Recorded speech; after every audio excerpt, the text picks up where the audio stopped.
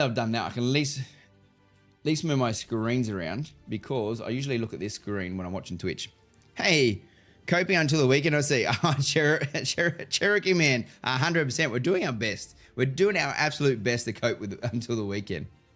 It's difficult. I won't lie. I won't lie. Hey, I'm gonna click play. Why don't we click and play on this? But yeah, the only thing I think, if they could get the stats up on the website, I think that would be ideal. That would be good. That would be really good. Where are we? I think the other thing that I want to see here.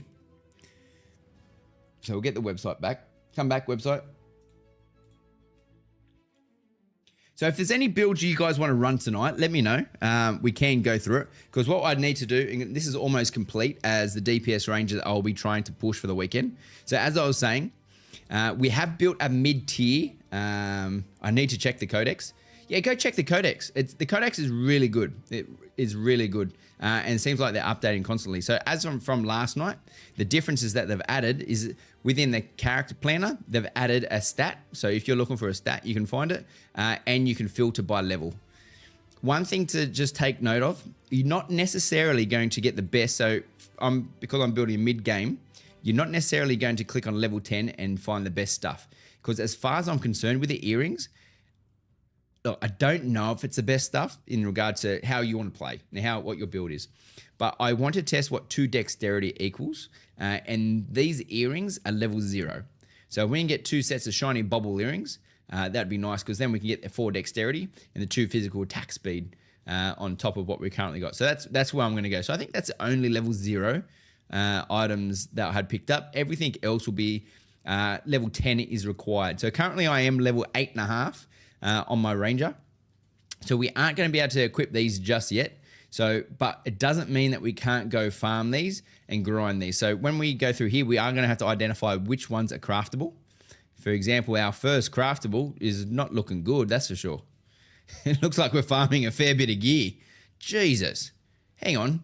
Are they missing the crafting recipes here? Please tell me I didn't pick items that were all dropped. Surely I did not. I wonder if that's missing. I wonder if it's missing on the tooltip on the left. that could be bad. That could be very bad. Because the plan was at least first. So the plan was go find out what you can craft and go push your crafting and find out and get something crafted. Oh, but that's making me nervous. At least as the guild leader, you're getting ahead before us. Riff Raff play on the land of Vera next Saturday, or I'll be waiting 1 a.m. Yeah, no, so the good news, I found out how to say it, is Vira. Vira is the server win. Vira. It's not. So I've been saying it wrong the whole entire time. So it's Vira. So for example, let me go to the pants. I'm going to click on the pants for a second. Yeah, okay. So the tooltips on the left aren't showing. So here's some feedback I'll add to Ash's Codex. So the tooltips on the left, I'm getting the armor etch tassets. It gives me all the stats. But on the tooltips on the right, it shows me there is a crafting recipe. So what I need to do, so that's maybe one thing we need to do, is go through, find out which items are craftable. It'll be interesting. You may be able to get these in drops. I potentially can get these in drops. But we are going to go...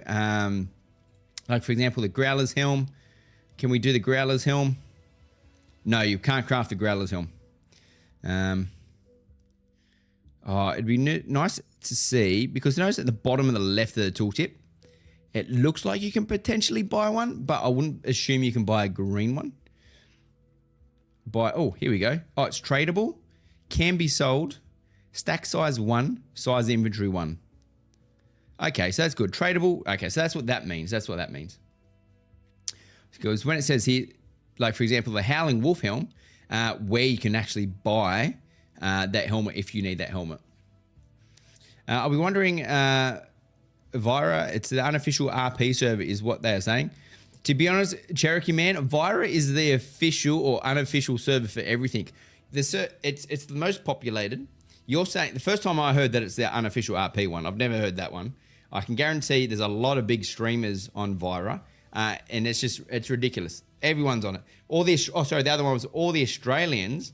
They made the idea of, there's a channel saying, where's everyone from Australia going to go? And they all picked Vira. So Vira is the #1 the number one pick across the board for everyone, it sounds like. And I don't know what, I have no idea why, but it's happened. So let's finish the Ranger, mid-game Ranger that hopefully this gear is obtainable. And that's why I haven't gone to the level 20 stuff. I want to see if we can obtain this. And this will be best for mid-game. And considering level 20 is so far away from 10, we should be able to obtain this, and then it'll make our grind a little bit easier. Interesting. Well, that's good to hear. I'll be populated list. Oh, Cherokee, man, it is 100% populated. One thing I do want to know is if they're going to open new servers for the 8th. Because if they open new servers for the 8th, I'll probably join on those servers, because I feel like there's a far larger population of people that want to jump in on the 8th. And a lot of people that are joining the guild are definitely jumping in on the 8th. So I want to make sure we can get them in. If there's no new server, obviously they're going to have to jump into Vira. But if there is, the plan is I'll definitely jump in with everyone on the 8th. This is very interesting. I'll be playing around with my build tomorrow. Yeah, no, it's really good. It's really good. So the one with the skill tree as well. So if when you jump into the skill tree, if you obviously haven't played yet and you want to know how this works, you automatically get these skills as you level up.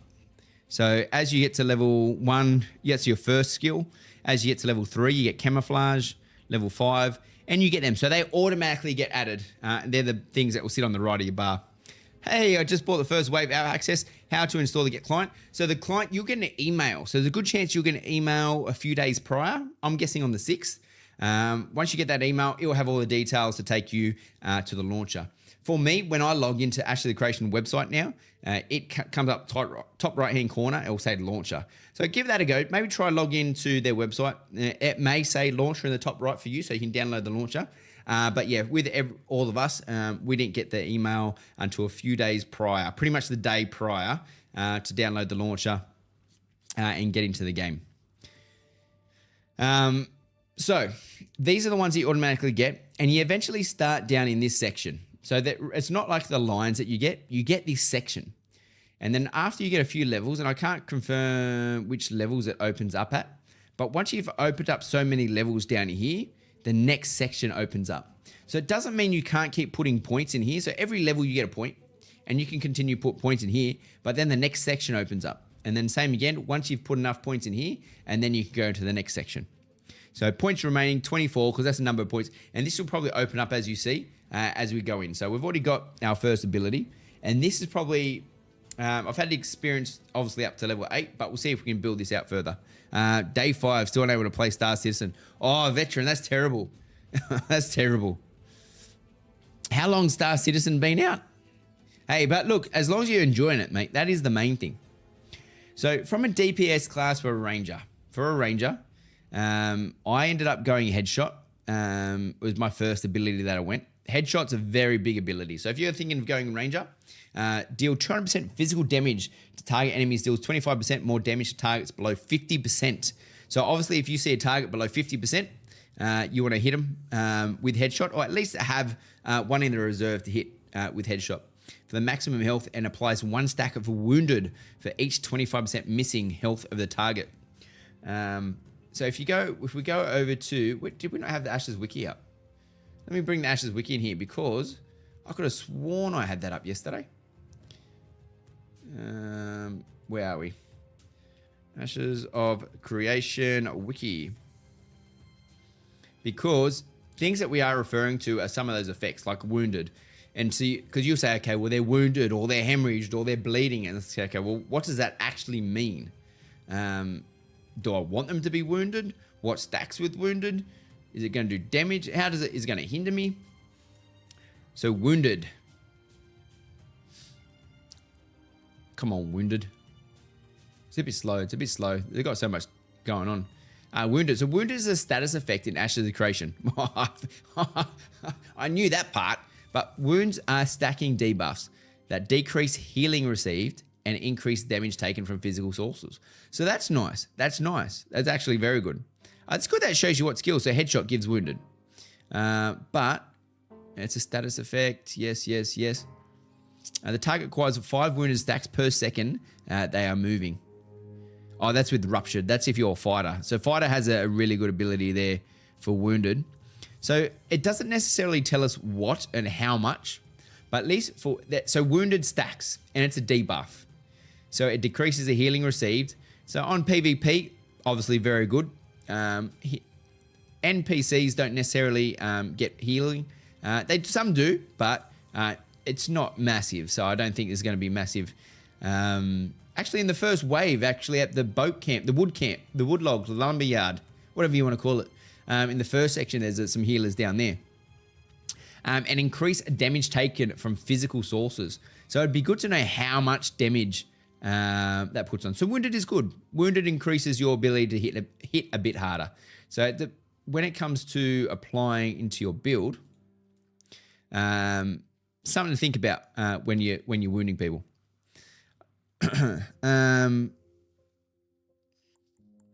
One stack of wounded for each 25% missing health of the target. Physical penetration increased by 25% against dazed targets, and the bonus is doubled against silenced targets.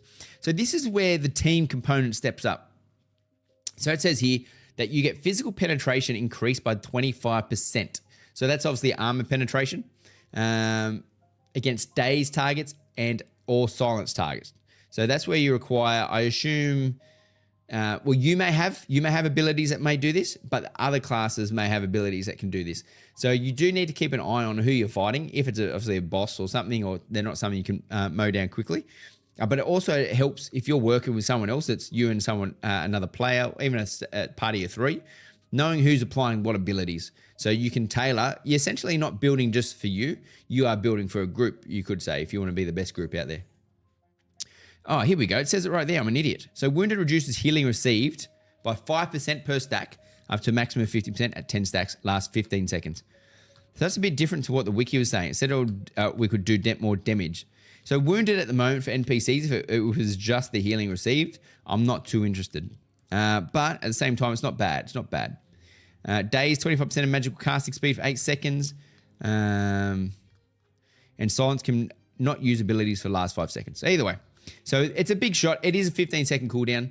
However, so this is going to be our first skill. That's our first skill we're going to put our point in as soon as we hit to level 2. Now, the big question is, throughout these locked, because you can't go here yet. Are they locked? They should be. Yeah, they are locked. Good. The second option is, okay, where do we go for level 3?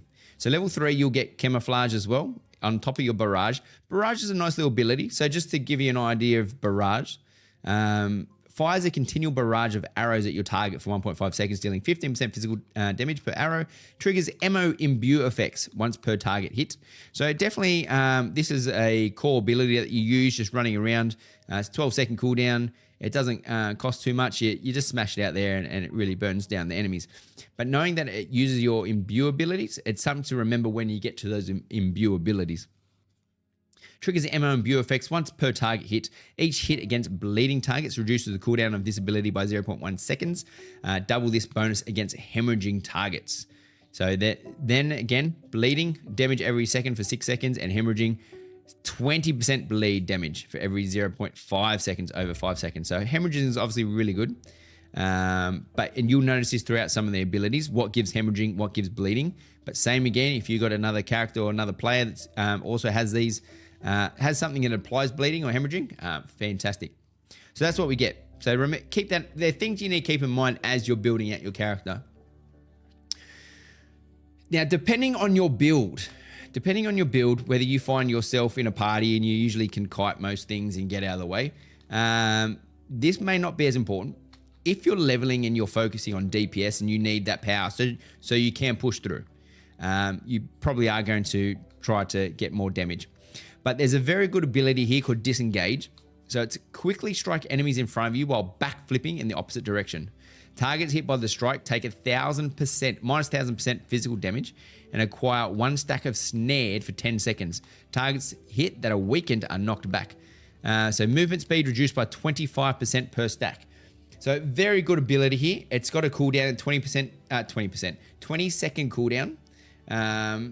And allows you obviously to get away and reset, do your thing, and hopefully you don't die, slows them down, let your team follow up. But if you're playing by yourself, it allows you to get away, even get more shots off. So if you're close to killing them, it even allows your cooldowns to actually get down a lot further. So it's a good ability. I haven't put ability in disengage yet. I haven't started disengage. I did go scatter shot though. So it fires a spread of projectiles dealing 125% physical damage to every enemy target in the cone area in front of the caster. Triggers ammo and Buell effects once per target. So the reason I got scatter shot is because of the AoE effect. As you can see, we currently do not have a lot of AoE, or if we've got a whole lot of mobs in front of us, the scatter shot will apply this AoE. So it's not the greatest AoE, but it lets us use a cone effect and hit a few people in front of us. Being careful though, when you're out in the world and you use this ability and you got other people running through, you will hit the other people and you'll start to be flagged as combative, and then people can start attacking you. Multi-scatter shot. So this is where the passives go. So if you're not aware, square means it's an active ability. It's an active ability that you can use or toggle, where circle is a passive. So these are the passives off to the side that we can pick up depending if whether we got these or not. So with this, and then we also had, so these toggled abilities. So we've got Hunter the Bear. So toggled ability, call forth the spirit of the bear, imbuing yourself with increased physical mitigation. Only one hunt may be active at a time. So they're called hunts. And then we have our imbue. So toggled ability imbues your ammunition with weight. Enemies hit with a basic attack, finishes, barrage, or scatter shot become snared. So same again, snared, movement speed reduced by 25%. So this is where these other abilities come in. So look, barrage and scatter shot. If you imbue with weighted, on, I don't think they need to continually apply. And then we have Hunter the Tiger. So it's either Hunter the Tiger or Hunter the Bear. You can pick both, it's just you toggle one or the other. So this one is imbuing yourself with 10% increased critical damage. Only one hunt may be active. So I did go Hunter the Tiger to increase my critical damage versus physical mitigation. Ideally, I don't have a lot of physical mitigation because I am kiting, I am running around, I am sprinting, I am doing the bits and pieces. So we've got Hunter the Tiger, we picked up Headshot. Now we can go down the passives. And the passives are Refreshing Headshot. Headshot refunds 4 seconds of its cooldown when it hits a marked target. As I don't have marked yet, I didn't apply a point in here.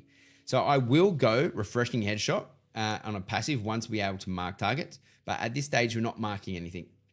And then the other one was Headshot deals another 50% more damage to targets below 50% of their maximum health. So definitely pick that one up. Mortal Headshot. Gives us obviously the ability to do a lot more. So from here, I think I went, and it's hard because the disengage, I want disengage, but early game, I don't necessarily see the benefit having disengage because I just want to kill stuff. So the more damage I have that I can apply to the targets, the better. So the minus 1,000 physical damage, I haven't tested this. So when it says the targets hit by the strike take 1,000% physical, negative 1,000% physical damage, does that mean they've been buffed? Not sure. That's something worthwhile, definitely. I don't think, not straight away though, not straight away.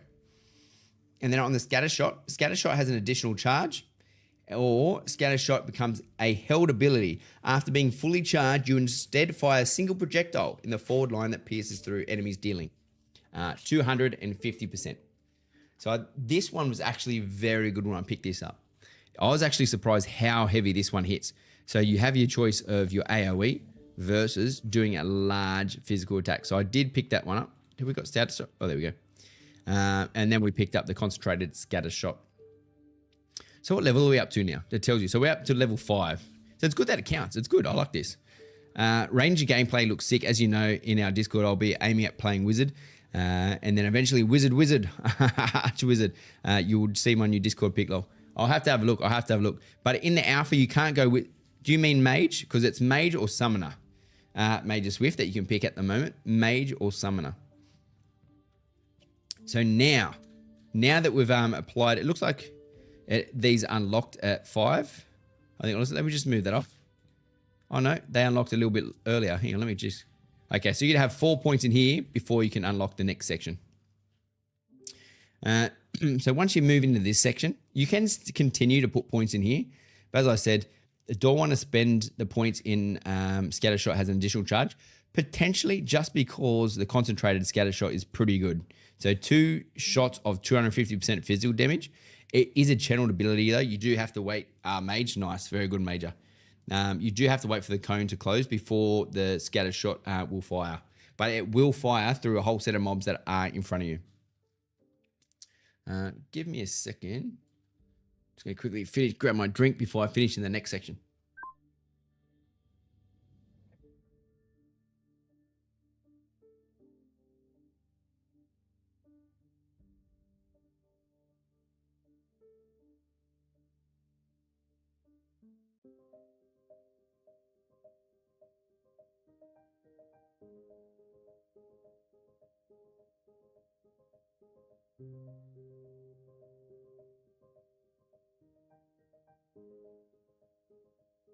All right.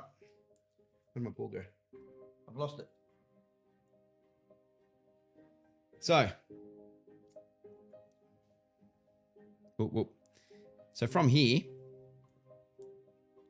now that we'll pick those abilities, we've got a whole new tree that we're going to start selecting from. And same again, it's what you want. So starting from the top, lightning reload, very good. So grants a charge of lightning reload, allowing you to fire 1 ability shot for free, ignoring its cooldown and other cost-affected abilities. Snipe, barrage, headshot, scatter shot, raining death, thunder shot. So this lightning reload, massive ability. If I can use this ability and lower my cooldown, or not lower my cooldown, just get another ability, that's huge. But it is 40 mana, 60-second cooldown. So if you're fighting someone, just say PvP, you can wipe anyone, but you don't need to have it, but this makes your life a lot easier by having this ability, because your snipe, which I don't have any icons for, very big ability. So as soon as we moved into here, I actually went snipe, but I'll show you why. Because we do have bear trap as we're going down the middle. So we've got a few active abilities. So as I said, everything that's square is an active ability and the circle is a passive. So I did move down. I didn't go bear. So bear trap, very important though. Still a very important skill, but spawn a trap in the target location, which arms after 1 second. When an enemy triggers a trap, they take 50% physical damage and become rooted. Targets hit the snared become rooted for 3 seconds, and all snared stacks on those targets are consumed, increasing the rooted duration by 1 second per stack consumed. And then rooted cannot move for 4 seconds, and snared movement speed reduced by 25 seconds. So good ability there. If you're getting chased or you need to stop people, good ability. These other abilities, so the passives on the bear trap though. So you got bear trap becomes a thrown projectile and arms itself instantly upon landing, deals double damage when triggered. I feel like if you're going to go bear trap, you need this instant trap slinger. The trap slinger will provide an instant snare, which is almost very important. And then bear trap now has 3 charges, but the cooldown is increased by 15 seconds. So you can potentially, depending on your group dynamic and the way you play or the way your group wants you to play. I know in some of the dungeons in WoW, for example, the hunter was used for his traps. They wanted you to, I can't remember which build was trap, because you had beast mastery. What was the trap one? Can't remember what the trap build was called. But depending on your enemies, you may need to go this build. Good thing is you can respec. At the moment, there's no issue with respecking. You can respec. But for this build that we're building, we are going DPS. So we're not necessarily going to go the trap build. We do have up here Vinefield. Hey, survival. Yeah, I think that's it. Yeah, survival. I knew you guys were legends. I knew as soon as I said that, I'm like, one of you legends are going to be able to figure this one out. Because what is it? It's beast mastery, survival, and what was it? Lone wolf, I think it was. Hey, I got no arrows. How you going, buddy? Just a WoW vanilla junkie here. Marksman, that's it, marksman. Thanks, Dad. But I don't know how I forget this shit. Like, it was literally only a few months ago. But no, it's WoW was good. WoW was good. And I was Hunter in Seasons of Discovery. But going back to Vinefield. So this one's not bad. Summon a Vinefield at target location. Targets in the area take 125% physical damage and become rooted. Each target can be only hit once per instance. For each target hit by the initial tick that is bleeding, 1 stack is consumed and the target becomes hemorrhaging. So there is a purpose for the Vinefield. And then if you look at the passive, enemies acquiring 1 stack is snared per second, while within Vinefield's area of effect.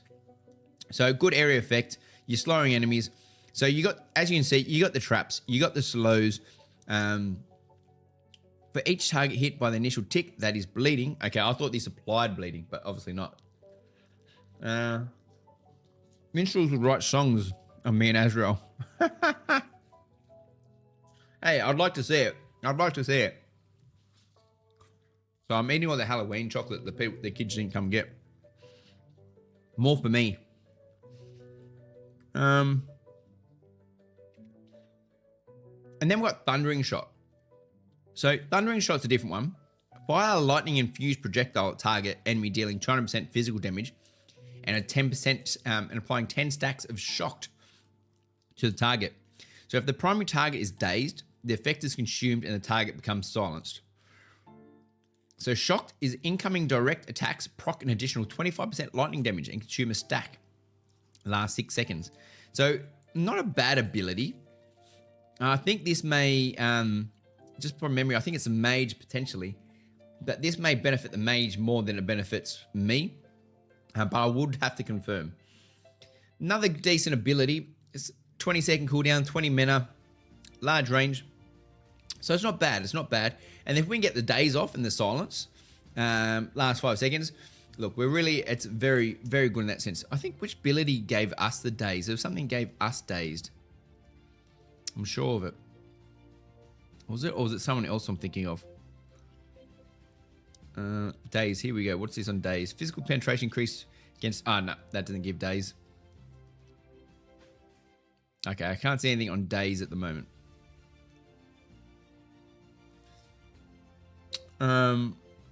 So, and then an arrow transformed to an explosive shot that deals 25% more damage and also hits enemies in an area around the target, but the number of stacks of shock applied to the target's hit is reduced by 5.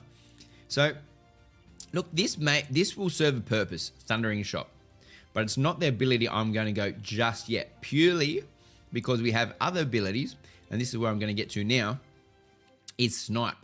So Snipe deals 400% physical damage and applying Shaken to the target enemy. If the target is bleeding, 1 stack is consumed and the target becomes hemorrhaging.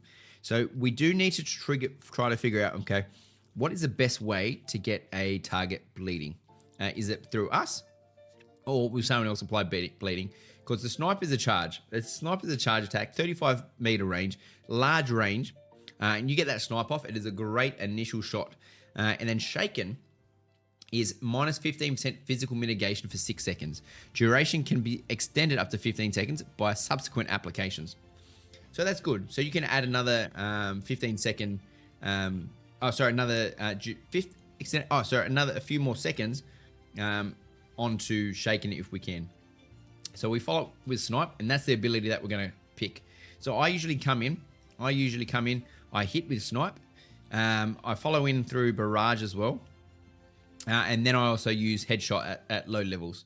So I'm doing my 400% physical damage, applied Shaken, and then we get some Wounded going on here, 200% additional damage.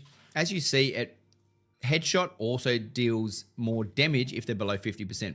So if you get a Snipe, you hit them hard, and then you go through Barrage, you get them down to at least 50%. Your Headshots can follow up and hit a few more times after that, which hopefully you pretty much wipe them out. 4 days and then my Twitch graphics will be completed. How good's that? I got no arrows. Who's doing that for you? Because my guys are pretty booked out at the moment. I need some work done. And they're booked out. Be interested to see how they go. I've got no arrows. So from Snipe, Hastings Snipe? and we've got heart-seeking snipe. Both passive that we can, so add additional 20% increase attack speed for 5 seconds after casting snipe. So that's ideal. That is ideal to help lower the health of the enemy, so we can at least get to below 50%. So when we get to headshot, we're hitting the target for under 50%. Oh, nice. Yeah, I've hit a few up before. I've never had too much success, but I'll be interested to see how you go. And then snipe has an additional 30% increased chance to critically hit against enemies that hit beyond 20 meters. So usually when I use snipe, I'm usually only going to hit anything that's above 20. So realistically, I picked up that one. I pick up that one. So this will increase our damage across the board. These other abilities up here, as I said, the Thundering Shot is okay. Not too bad. We've left that for now because we can potentially go Lightning Reload. And if we can pull up another set of headshots, for example, we're going to do a lot more than a Thundering Shot based on getting below 50%. But we do still now have our marks, our views, and our hunts. So just as we had 2 hunts down here, this is our 3rd hunt. And then we have our 2 imbues. And then this is our first mark. So Mark of the Tiger. Hey, oh God, zombies. Happy Halloween. Happy Halloween, mate. I got my Halloween treats right in front of me. So Mark of the Tiger marks a target increasing critical chance versus a target by 25%. So that, in my mind, is pretty big. So if you can mark the target, with Mark of the Tiger, you hit him with a snipe, that's very big, because if you can get that critical chance off, that's going to be a massive hit just there. I think there was another mark of the Bear. Marks a target, reducing their mitigation by 25%. So here's the thing. There's these 2 marks. We've got Mark of the Tiger that increases the critical chance, which is very big, but not guaranteed, versus reducing their mitigation by 25%, this is guaranteed. So if you hit someone, you're going to reduce their mitigation by 25%. So I prefer actually to go for the guaranteed mitigation on a target. But I can't select that just yet. Because we are saving the points. And if you want to go, we're building a tree through, and we're currently level 8. So our 9th point we're looking at the moment. I have no idea what mitigation is. So against damage, so just say armor, for example, block and stuff like that. So you mitigate damage. Depends on what type of mitigation they have. So toggled ability imbues your ammunition with the barbed thorns. Enemies hit by the basic attack, finishes, barrage, or scatter shot become bleeding. So there you go. Here's your first item that will give you bleeding. And based on our previous targets, it was it snipe? So what is here? If the target is bleeding, 1 stack is consumed and the target becomes hemorrhaging. So it may be beneficial. Was it this one as well? No, I was just seeing if there was another. Here we go. So on your barrage, where's your bleeding? Triggers ammo and imbue effects once per target hit. Each hit against bleeding targets reduces the cooldown of the ability by 0.1 seconds. Double this bonus against hemorrhaging. So realistically, imbue ammo barbed, very good, very good. And then if we snipe, 1 stack is consumed and the target becomes hemorrhaging. So we use our imbue on our equipment. Ideally, you want snipe to be your first hit, but at the same time, it's not necessarily going to be your first hit because we want to imbue our target with bleeding. So when we snipe, we turn the target into hemorrhaging. And hunt the Raven. So call forth the spirit of Raven, imbuing yourself with increased physical penetration.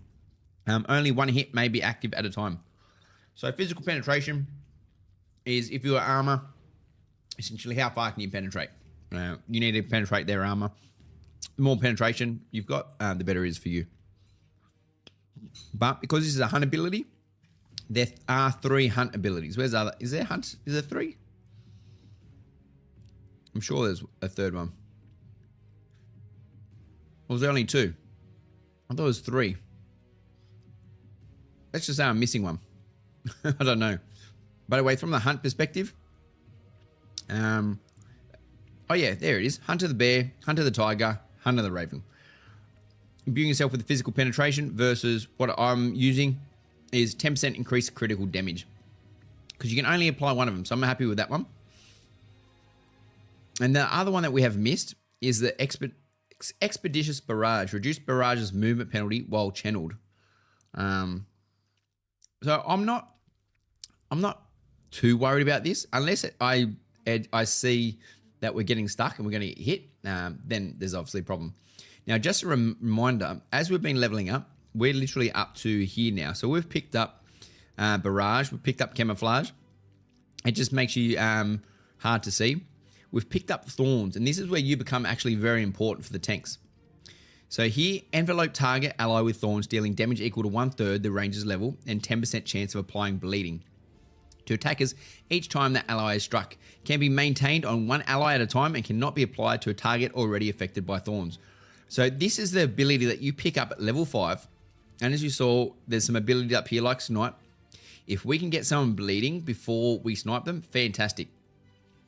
If you put this onto your tank and your tank gets hit and it applies bleeding, great. Then you can go straight into your snipe ability and apply hemorrhaging, which will be very, very good.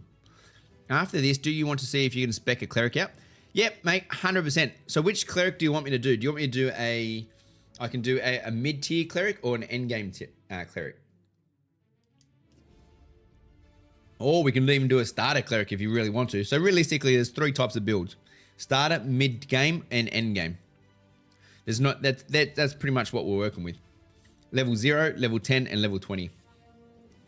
Damage reduction usually. That's the one, kill scar. That is the one, my friend. I usually don't say words very well. So that was good. So where were we? So yes, so once we've got up to this part now, we've got snipe, we've got headshot, and we've got our passives in there. We've now marked targets. Oh, did we click the mark? No, we didn't click the mark. Because I want mark of the bear. That's right. So we still need to apply another point. The point that I would apply is, this is what I was saying before.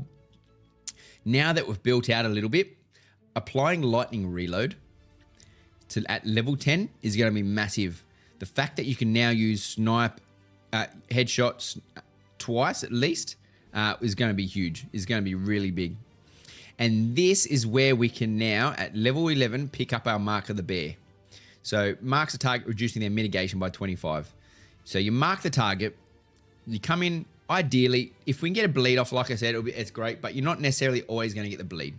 The bleed is definitely as a dot, and your snipe is going to turn into hemorrhaging. I think there's barrage also again. Double this bonus against, so your barrage does a lot more damage based on if they're bleeding or hemorrhaging. But if we get the hemorrhage, that is the main goal. So bleed first if possible. And this is where our imbued barbed ability comes in. With the barbed thorns, enemies hit by your basic attack, finishes, barrage, or scatter shot become bleeding. So your barrage now does more damage to bleeding, but same again. If you start with barrage, it's got a 30-meter range, so it's not short. You may be able to start with your barrage and then follow up with your snipe. I think the hard part is when you're playing with NPCs is if you get aggro, they're going to start running at you. And because the snipe is such a long channeling ability, you do have an issue there because you do want to hit targets with snipe over a 20-meter distance. So essentially, you are going to determine which one to start off with first. So now we've got our mark on our bear at level 11. So now we're marking targets. We're not doing mark of the raven because we don't care. So it was this marks the target, triggering up 33% physical damage every time the target is hit, scaling based on the target's missing health. So look, it is a good ability. But because it's not guaranteed, considering the 25% mitigation, That's why I like this. And it's triggered up to 33%. So I don't necessarily know what it's doing at the moment. So unless we know how to play with that, I'm still happy with the Mark of the Bear.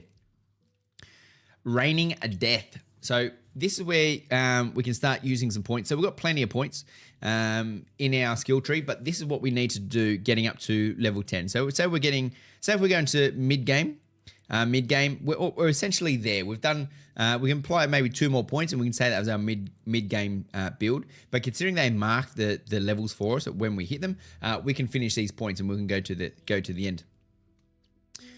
So fire 2 consecutive arrows of volleys of arrows in a wide area in front of you, dealing 100% physical damage and applying 1 stack of wounded to enemies with each hit.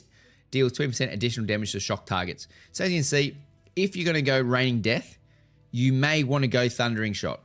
Thundering Shot, Raining Death is a good ability to a bit more AoE out there. So you got the shocks on the guys, you come in with the Raining Death, and hopefully you you can kill a few more mobs that way. Then we've got the Concussive. So this is the Imbue ability. So if we pick this, we do need to turn off Barbed. So toggle abilities imbues your ammunition with concussive force. Enemies hit by this basic attack, finish a barrage or scatter shot have a 50% chance to become dazed. So not something I'm going to pick straight away. As you can see from the DPS, we're probably not hitting a wide set of people. Single target is definitely going to be our #1 goal here. We are definitely not a farmer when it comes to the AoE abilities that we've got. Party Stride applies stride to all group members within 30 meters and increases ground movement speed of target by 10%. So we've already got down here Strider. So that increases ground movement speed by 10%. So a good ability that you can apply, increases your speed. It just comes naturally at level 8. Oh, and the one we missed as well was Regeneration. Grants 10 regeneration rating per ranger level to target ally. Can be maintained on 1 ally at a time. If your target already has regeneration from another ranger, you cannot activate regeneration. If your target already has a regeneration activation, regeneration again will toggle it off. Jesus, that was a bloody mouthful. So look, you got some nice abilities down there. Either way, some quality of life items. But that's where the Party Strider is. If you want to buff your party with extra speed, here's another ability. So not necessarily something we need to pick straight away. Then we've got Airstrike or Call of the Wild. So Airstrike, leap a great distance forward and into the air while firing 3 projectiles in a line along the path, each dealing 150% physical damage to targets hit. Targets hit with the snared become rooted and all snared attacks on those targets are consumed. So it's okay, not a bad ability. 150%, it's not a kick in the nuts. And then Call of the Wild, remove all snared and shielded statuses from the caster, increase movement speed by 20% while becoming immune to all movement and parry effects for 8 seconds. And then Unyielding Call of the Wild. Call of the Wild breaks all disabling effects of the caster. So as you can see, up to level 11, you've pretty much done everything you need to do when it comes to what are the abilities you're gonna go. So from a DPS perspective, you really don't need to go any further. I think based on up to level 11, I think you're pretty much from a skill level, you've essentially built out something that's going to do destroy. The other things that you can do, obviously apply your Thundering Shot and your Raining Death if you need to at a level 11 to add that extra damage. However, if you find you're getting in front of mobs and you're struggling a little bit, this is probably where you want to go and you want to put your abilities into Disengage and build out Disengage a little bit. Oh, I forgot about this one, Refreshing Headshot. We actually, now that I'm here, we've got that. Actually, I probably will. So I lie.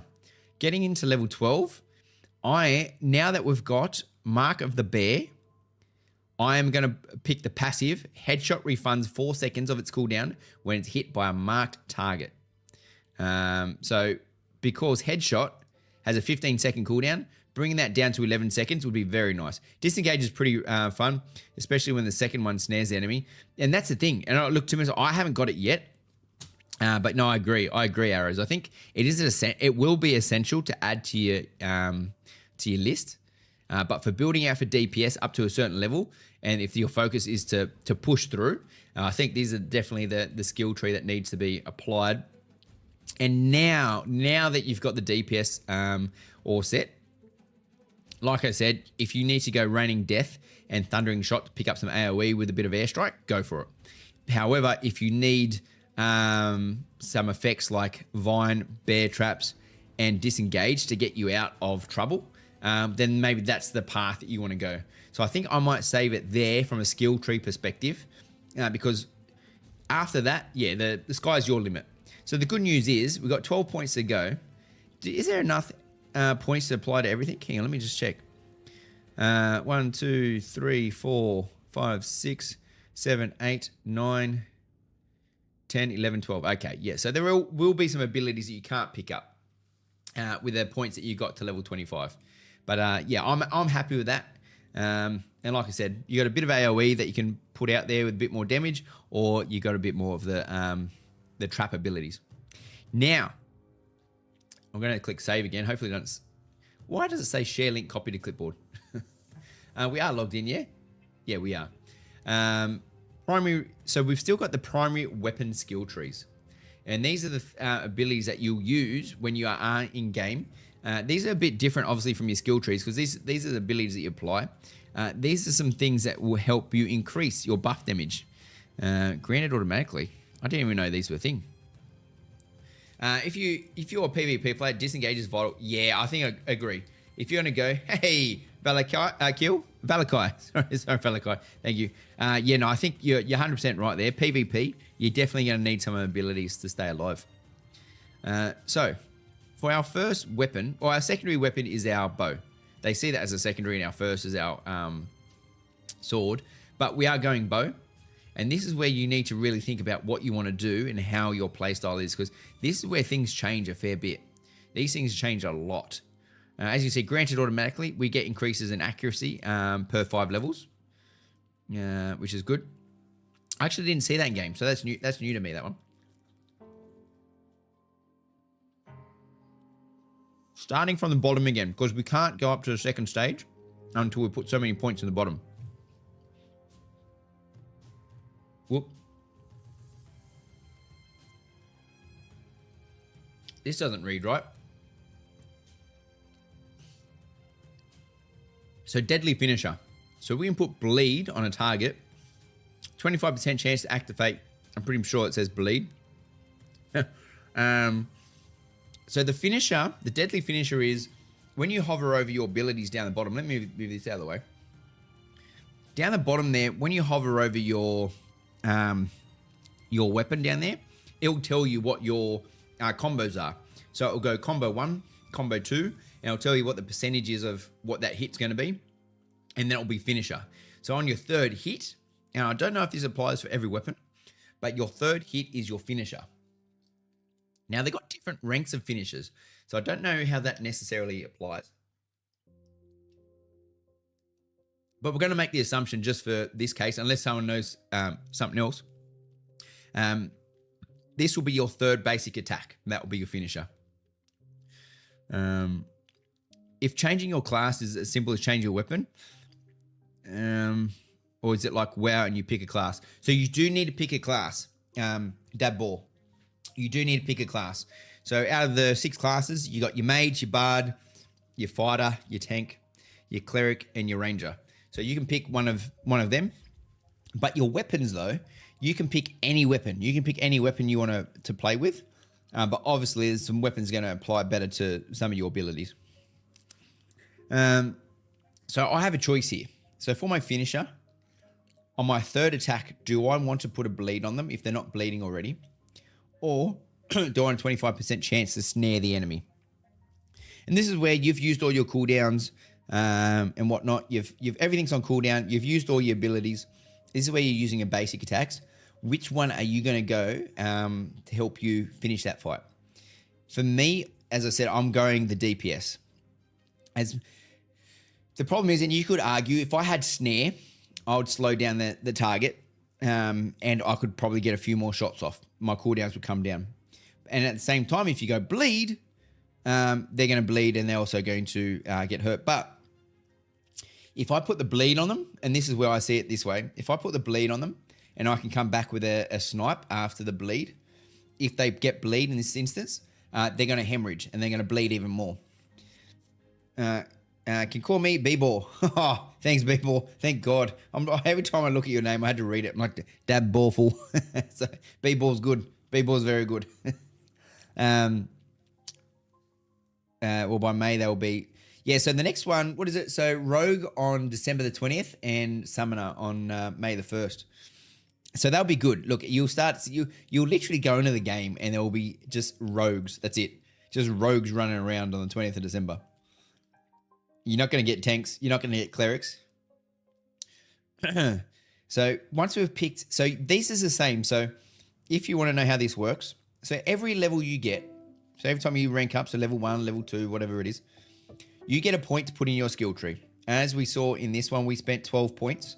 It's labeled by the numbers. And we've still got 12 to go. So that's your level 25 as soon as you get into the game. So you get a point here on the level. Then you'll get a point on your primary weapon, which is your sword. And then you'll get a point on your secondary weapon. For me, it's the bow. But it's technically it's my primary. But let's just say for argument's sake, it's the bow. For a cleric, you might get an offhand focused orb, I think it was, or something like that. That'll be your a secondary or whatever it is. But always carry a second weapon because you can apply those points to that weapon, even if you're using it or not. But the second weapon as well, the stats from your second weapon will always stack with whatever you've got. So if you need some abilities from the second weapon, definitely hold on to it. There's some really good great swords that have some magical stats on them, for example. So, stop stuffing around. Didn't I? Oh, hang on. I've clicked on the wrong. I've gone on the bow. There we go. So this is where you have choices. And the choices are difficult. I won't lie. You could go play this however you want to. But what's going to be best for you? So we've got from these 4 paths, and you don't have to necessarily just go, you can build out this whole entire path, but just a reminder, you have only got 24 points to play with. Deadly finisher chance, so trigger chance. So for this to trigger, it's currently at 25%. If I go down this path, the trigger chance goes to 35%. It's not stacking. So it'll go to 35%, 45%, 55%. So my bleed now on my deadly finisher for my bleed is got now a 55% chance of triggering. So I actually pushed all my points into that happening. And then you've got increases the critical strike chance of all projectiles by 1%. All weapon combo attacks gain 3% penetration. And then damage is increased by 3%. Here, this was difficult because we can essentially... Critical strike, I want to put points into it. But at the same time, I don't necessarily know how far you can push critical strike percentage to determine if it's going to be worthwhile. So if we can get critical strike up high enough where you know you're going to crit every second or third hit, okay, I'm going to punch all my points into critical strike, critical chance, and everything like that. So I don't necessarily know. So by applying 3%, so we could put 3 stacks of this, 3% critical strike chance on top of all projectiles. Considering we're a ranger, it's everything. But is the 3% actually going to increase it significantly enough to be worthwhile versus having the guaranteed damage of 3%, increase 3% damage across the board? Those numbers aren't clear to me. Considering they're not clear, going down the critical strike chance could be a gamble. But at the same time, it could be a big win. Versus, see, the penetration as well, we're not necessarily sure how much do we need later in the game to go, okay, well, are we going to get to level 50, for example, and go, shit, I'm really strong, but none of my bullets actually, or arrows penetrate anything. So did I need to go back and rework this to make sure we get into penetrate more? So 3% seems quite significant, but I don't know, as I said, we don't know how much we need and what they're actually going to equate to. So testing these out would be good. So based on the information we have, the 1%, the 3%, the 3%, I'll definitely go down, the damage increased by 3% and the penetrations increased by 3%. So hopefully we're just getting more damage across the board. Then we step up to our next area, because we can still continue. We can continue down in this area if we need to. If you find that your penetration rating is too low or your damage or your critical, if you need more points in there, feel free, go for gold. The next area though, where it opens up. We've got different abilities. So we've got Keen Edge, all of your finishers and something have 25% increased critical strike chance. This bonus increases to 50% for 10 seconds after casting an ability, stacks 2 times. So Keen Edge increases your critical strike chance already by 50% for 10 seconds after casting an ability. So reminder, this is a finisher, and you do have to pretty much do 3, and we're just to make it very basic and bare bones, 3 hits with your basic ability. So if you've essentially used all your cooldowns, you've used all your abilities, and then you've gone in, you've hit 3 times, you've unlocked Keen Edge, and then you got a 50% chance to increase bonus increase for 10 seconds. So now your cooldowns come down. Your next shot off one of your abilities may proc a crit, 50% chance of procking that crit, which is ideal. Definitely ideal. But what else we got? So we've got all your... they need to fix this one. So this one's actually very important. So as a ranger, so even though you think, okay, Keen Edge is going to proc a crit, great. But if you've got no mana, you're not going to do a big shot. I keep moving. I'm trying to get comfortable. You're not going to do a big shot because you got no mana. Because your mana does drain a lot. Your mana drains a lot as a ranger. And if you got a bard, obviously that's going to help. But this one helps restore. I'm trying to read between the lines. Your max mana restoration increase to... Either way, this refreshing follow through increases your mana, which I think is very important. Very important. Versus Ward, which grants 5% block chance. Now, I'm not a big blocker. I'm not too fast on the health side. I understand I'm ranger. I understand I'm squishy. My job is pretty much to kite and stay out of the fight. So we've got 2 choices.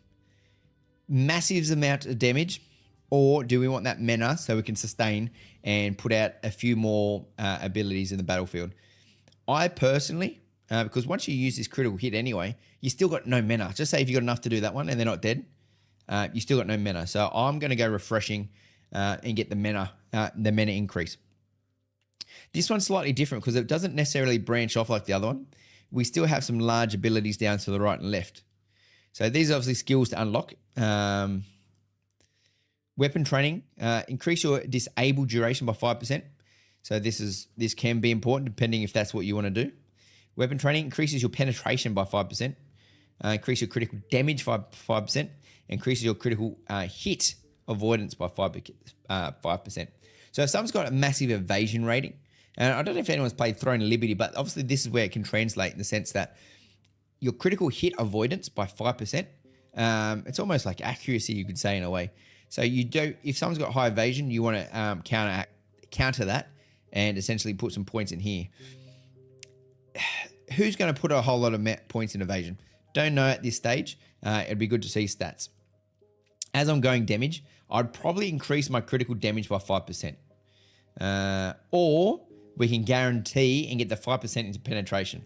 But if the armor has been removed and you've got a bard and the bard has debuffed the enemy and they've essentially got no armor anyway, this isn't actually going to do anything.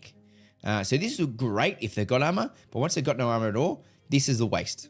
Where the critical damage itself, if we're going to proc it, as we said we had, I'm going to click that one, as we had, or if you had, for example, Keen Edge, then this critical damage by 5% might be ideal. So I think for myself, I'll probably go the critical damage because I'm not using a lot of the disabled functions. And then we have the same again. So with the penetration, the critical damage, the critical hit avoidance, and the disabled duration. So I'll probably do the critical damage. Oh, no, you can only pick one. I didn't know that.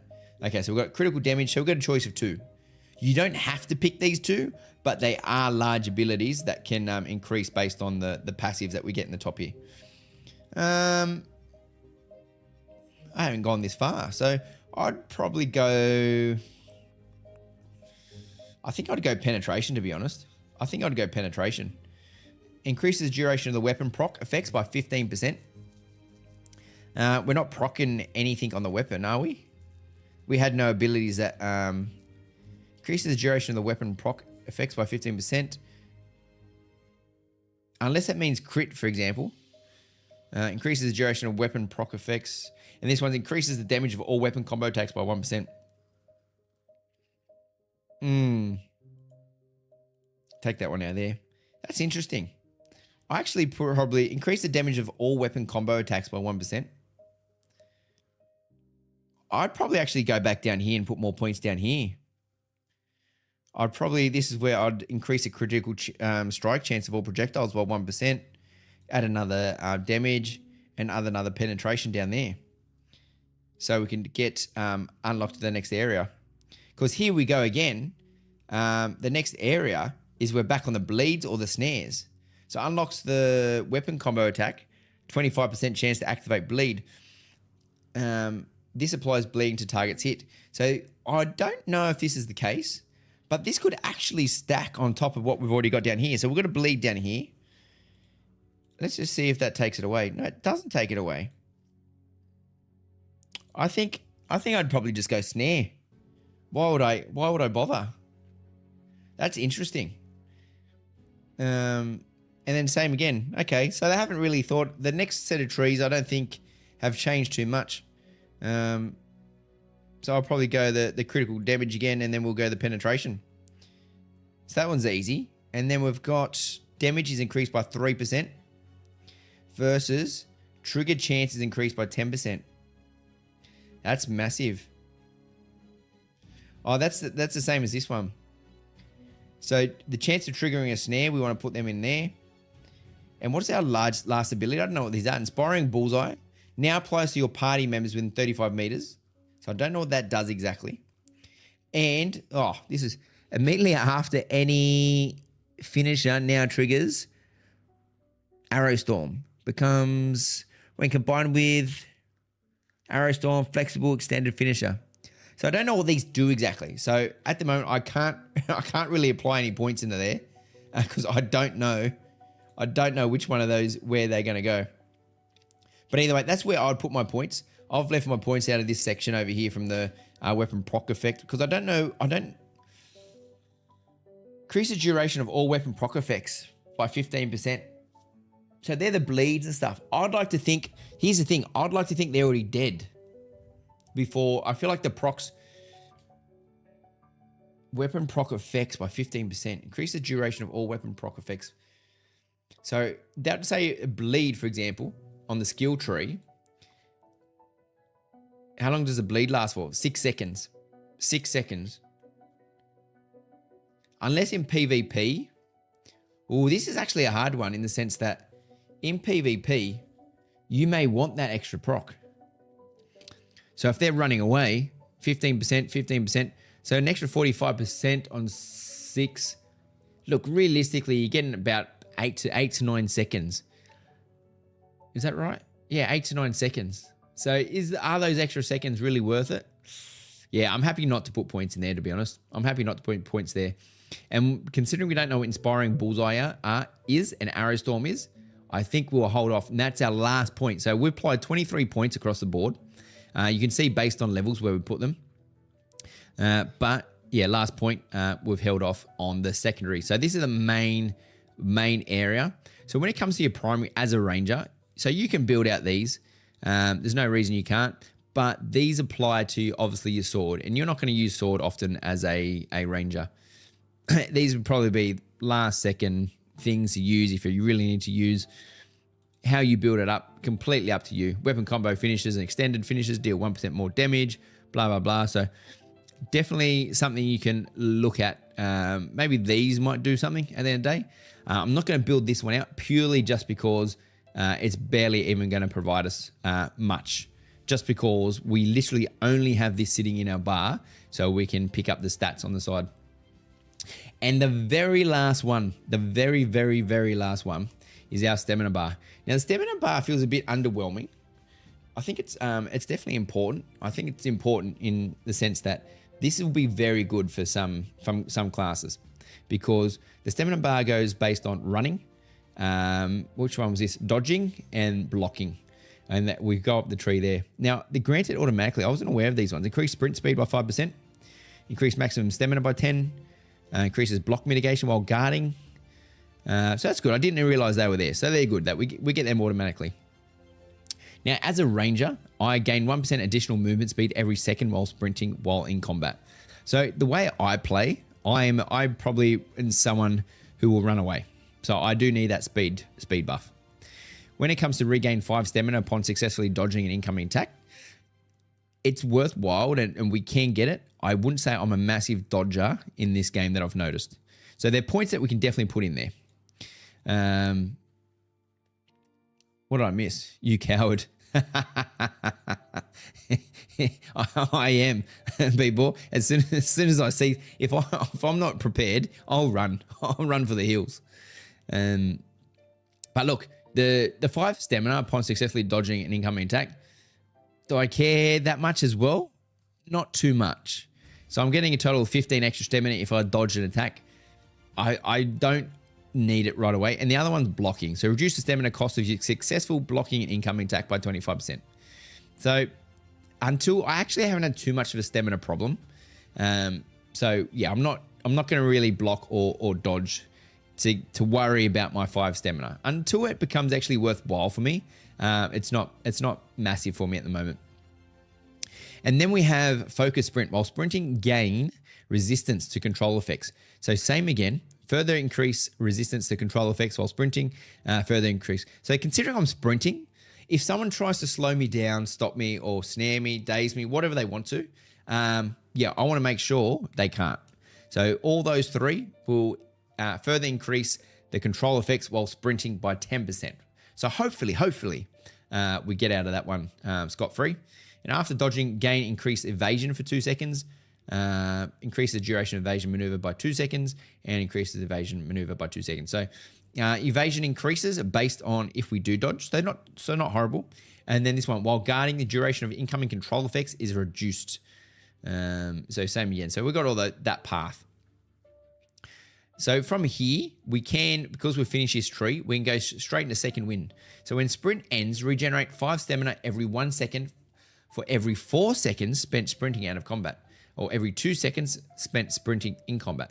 So essentially now, by level 7, we've got our points in second wind, and we've been able to, what am I saying? So we're regenerating the stamina we want anyway. We don't need to dodge. And then because I'm pretty sure you could go straight into this tree without having to worry about these lot. So I ended up going down the evasive maneuver for 2 seconds. It was definitely worthwhile. Increase your dodge distance by 50%. But to get that though, we do need the other 3. Considering we have points, then we'll go into that. And that's the way I'm going to build out those points. And the last one is when guarding your physical and magical block mitigation, contribute 25% of your effectiveness to blocked attacks of the opposite type. So look, this one's not too important for me. So by level 14, I've got everything I need to. The only difference is the way I've structured it. So I went all down the speed path first. Then I jumped in the middle to get the evasive maneuvers because I wasn't too worried about the stamina. Then I went to the stamina just so we can unlock the spring step. That's the main one. So anything else after that is purely just going to go up the main tree. Nothing too important. Oh. I didn't mean to do it like that. Unclick. Oh, no, it doesn't want to unclick for me. Either way, there we go. So plenty of points. You got more than enough points to be able to fill out your stamina tree. So on that is done. That's the Ranger DPS mid-game done. So that's save. It says share. Look, I'll share that. I don't know if that's going to work. Oh, hang on. That's not it. What do I click on? Paste. So if anyone wants to see the Ranger DPS mid-game build that we've just built, that's actually taken us 2 nights to do. 2 nights to build out what gear we wanted, the skill tree, the way we're going to build out the skill tree, the primary weapons, or the bow weapon anyway, and then we've got the stamina bar. So no thinking. This weekend, no thinking, and it's straight down this line. So this, if you're wondering what I'm building, that is exactly what I'm building. Oh, a lot of effort. That was a lot of effort, that was, wasn't it? Thanks, guys. You sat through that. I'm impressed.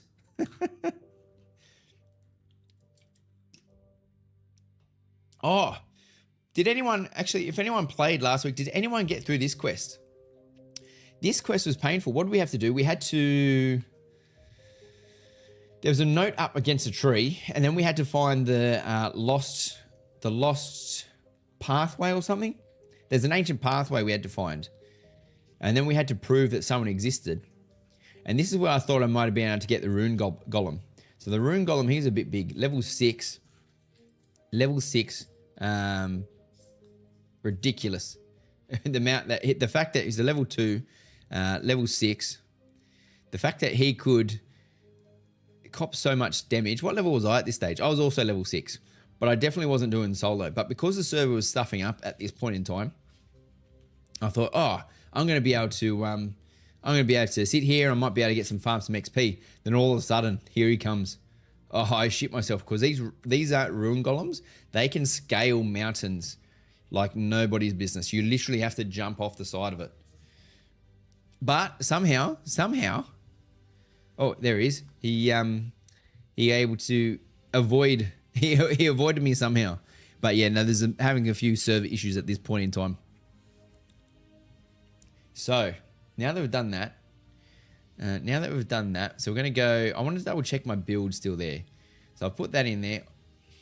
Or the other one is, if you haven't already, and I'll make sure I put this back up here. What have we got in here? Access requests. Yeah, I'll move that over there for a second. Editor. No. Back. Exit. So this was the guide. This was the guide for the Artisan classes. So if you want to pick your classes, professions, go up here, go to file, go to make a copy, and you can play around with what you can pick. So I'll make sure I share that one again. Copy and paste. So like I said, make sure you do a file, make a copy, and then you can play with the drop downs to determine what you're going to build and what you're going to play when it comes to the professions. How quickly can you start doing the mayor quests? As soon as you get a mayor, essentially. I think yours, I can't remember. I can't remember if you have to be a citizen before you can do them, or anyone can do them. The quests that I saw up on the board when I was in on Sunday, and unfortunately we only played for 2 days. Unfortunately, we missed out on a day. So on the second day that I was in, the quest that the mayor had put up was stupid, like stupid hard. And that's what I'm saying. You really need to make sure. And look, the alpha's okay. Everyone's testing. Everyone wants to play, figure out what their abilities and things are. But the quest that they were up was just stupid, where it just wasn't going to happen. I've heard those give the best gear. Really? Well, I haven't checked just yet, B-Ball. I haven't checked from the gear perspective. From what we can see from the alpha, the codex, there's nothing that said that gear was come from the commissions, but hey, it's definitely something to check. Something to check this weekend as well, for sure. So, moving on. So what are we making? We're making a cleric. Who wanted it? Who wanted the cleric? Was it you, B-Ball, or was it someone else? Who wanted the cleric? I was going to say, you guys have been very quiet today.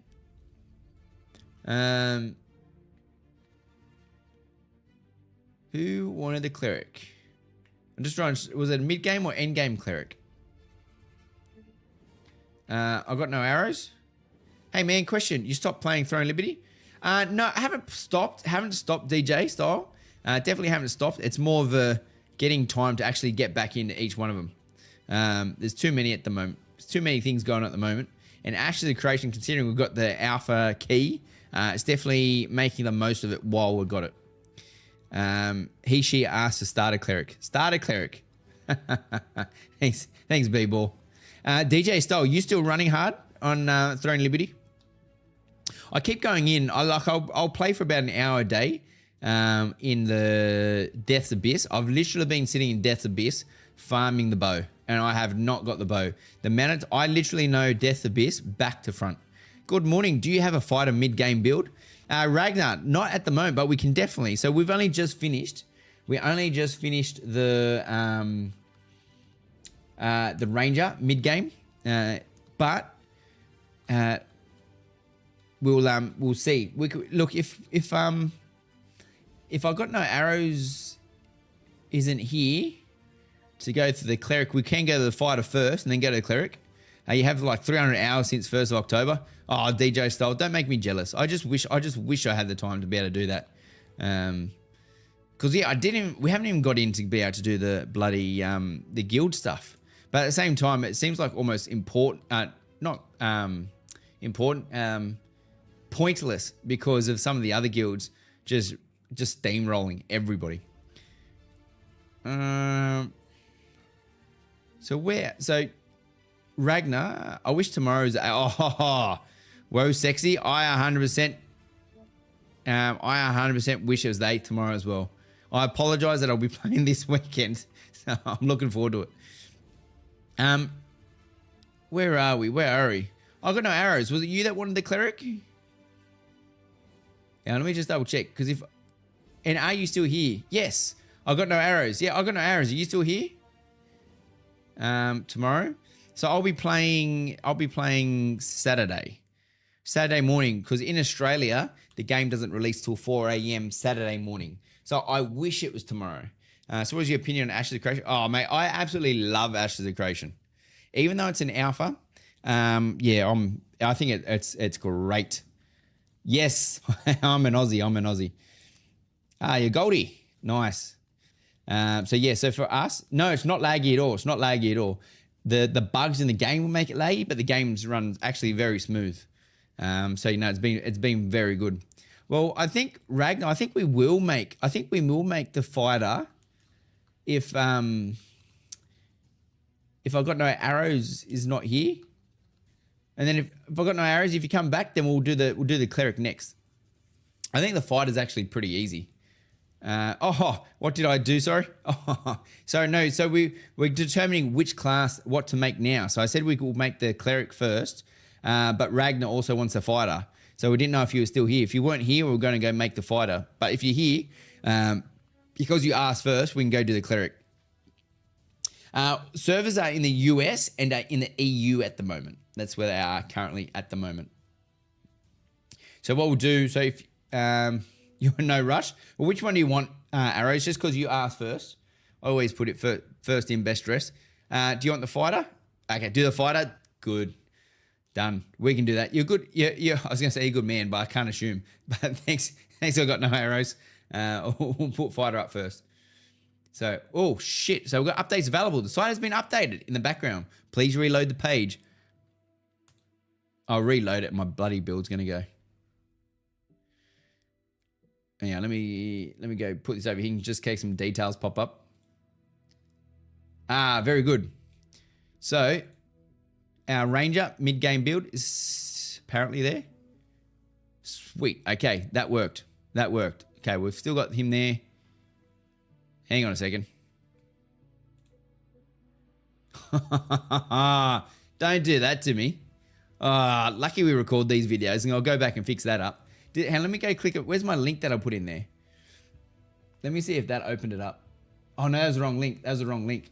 Where's the other link? Ashes Codex. Hopefully that Ashes Codex saved it and I can just save over the top of that. No. Did they update the website while we were currently building, and that's why I don't have everything on there?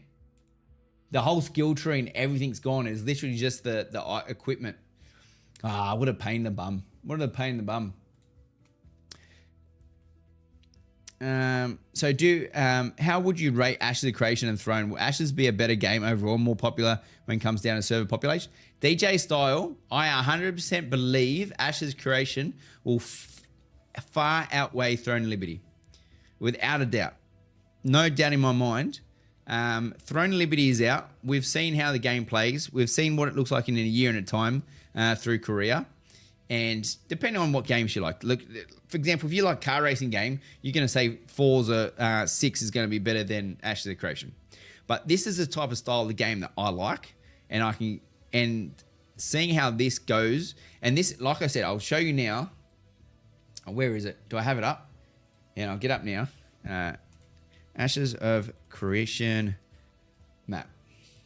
Now, the amount of things that are coming to Ashes of Creation, and this is the one that excites me the most, as I said. So even the fact that we've been sitting here, we've been playing in a world that we know as, what is it? What's the node called? Yeah, it's coming across. The Kalar Riverlands. The Kalar Riverlands. So we've been playing in the Kalar Riverlands. But what excites me the most is that's just a very small component of the overall world that we get to go play in. That we get to go venture, quests, open sea, battles. What do they call it? The underworld. It's just so much to do. It's just super exciting. Where with, for example, Throne Liberty, I know what the end is. I can go grind, which I enjoy doing. But I'll do the same thing each day. I'll go do my 6 contracts. I'll go grind a dungeon. I'll go spend my Abyssal tokens, and we'll just keep leveling up our things so we can go do what's it called? The PvP, which is nice and it's fun. It's good. But I think where this comes in, I think it's far more complex and advanced in the sense that I don't have the other map on me. Actually, I do have the other map on me. I lied. Where this is far more complex in the sense of how the game is structured and how it works. Let's hide all, except for nodes. Let's zoom in a little bit. Where each node is controlled by citizens of that node. And each node is separate in the sense that this is an economic node. This is a scientific node. This one's a divine node. I think this is a scientific, no, that martial node. So this is what is it? Military node. And then we've got another scientific node. So the way the economy works and the auction houses and all that stuff, it's not pay to win. I think this is where it's not just about leveling up a character. Where Throne Liberty is, you can level up your character from 1 to 50 within 5 hours, no problem. Where this, in 5 hours, I'm bloody level 3. So it actually puts you along a path. It sends you on a journey and creates a world that you can live in compared to Throne Liberty, where you know you're playing a game, and there's certain things you do and you just do that, and that's what you do. It's the same. It's very structured. Where this is very dynamic. In regard to what you do and how you do it is completely different path. It opens up the world to absolutely everything. You got me going. I'm a huge hardcore WoW fan. I've played a little TNL, haven't touched Ashes, and already like Ashes 1,000 more than TNL. Look, B-Boy, TNL was good. TNL was, I enjoyed it. I had a lot of fun. I think the leveling experience was fun, but I wouldn't say it was an MMO, in the sense that for me, an MMO is a journey. It's a story. It's long-lived, where you do get to an end point in TNL. It's fun to get there, but you do get to, as far as I'm concerned, it has that what's it called? The curve. Let's just do the old paint scenario. Where's paint? Oh, I've got a. So in paint, so you've got the. Where's the red line? Oh, that's not a drawing. Where's this drawing stick? Here you go. So this is the graph. Jesus, that's a bloody. How do you do that? I'm gonna have to learn how to use paint again. Done this since I was a kid. So this is 100% of the game. I need to get my pens out. 100%, and this is you at level 1, and this is level 50, for example, in TNL. So level 50, level 1. Your progression to level 50 skyrockets like this. And then as soon as you go to the top, it starts to taper off. And then there's only so much you can achieve at level 50, for example. So 1 to 50 is great. And then you can do it very quickly. There's all this content sitting. I should have gone green for that one. There's all this content sitting in, the 80% mark to level 50. And then once you get up here, there's still another 20% to go. But to do that, that's where it really just falls off the cliff and the new content doesn't come in. Where I feel like Ashes has that steady growth throughout. Look, we haven't seen it all, but I feel like this is where it hits. And look, as I said, this is 5 hours. Well, there's a bad mouse movement. 5 hours versus, 250 hours of 250 hours to do all this content that just keeps going versus your 5 hours to do most of the content. And that's how I feel where TNL sits. Like I said, don't get me wrong. I enjoy the game. I think the game's good. but that is how that game is structured. You could also don't have to do this part if you've got dollars. If you got dollars, you can cut this one in half. The dollars lines go, let's go a blue one. The dollars line will let you go up to here and then you're done.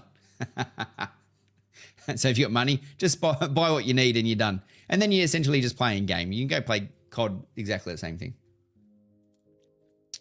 Don't save. Hey, Turgo, how you going, buddy? Yes, Turgo, someone made interactive map. It looks very nice. If you could control a node, where on the world map would you want to control? Do you have a fave type of zone? So Valkyrie, sorry, I say kill. I looks like an L. Valaki. With the nodes, I actually don't know which node I want to be a citizen of just yet. I want to go around and explore them.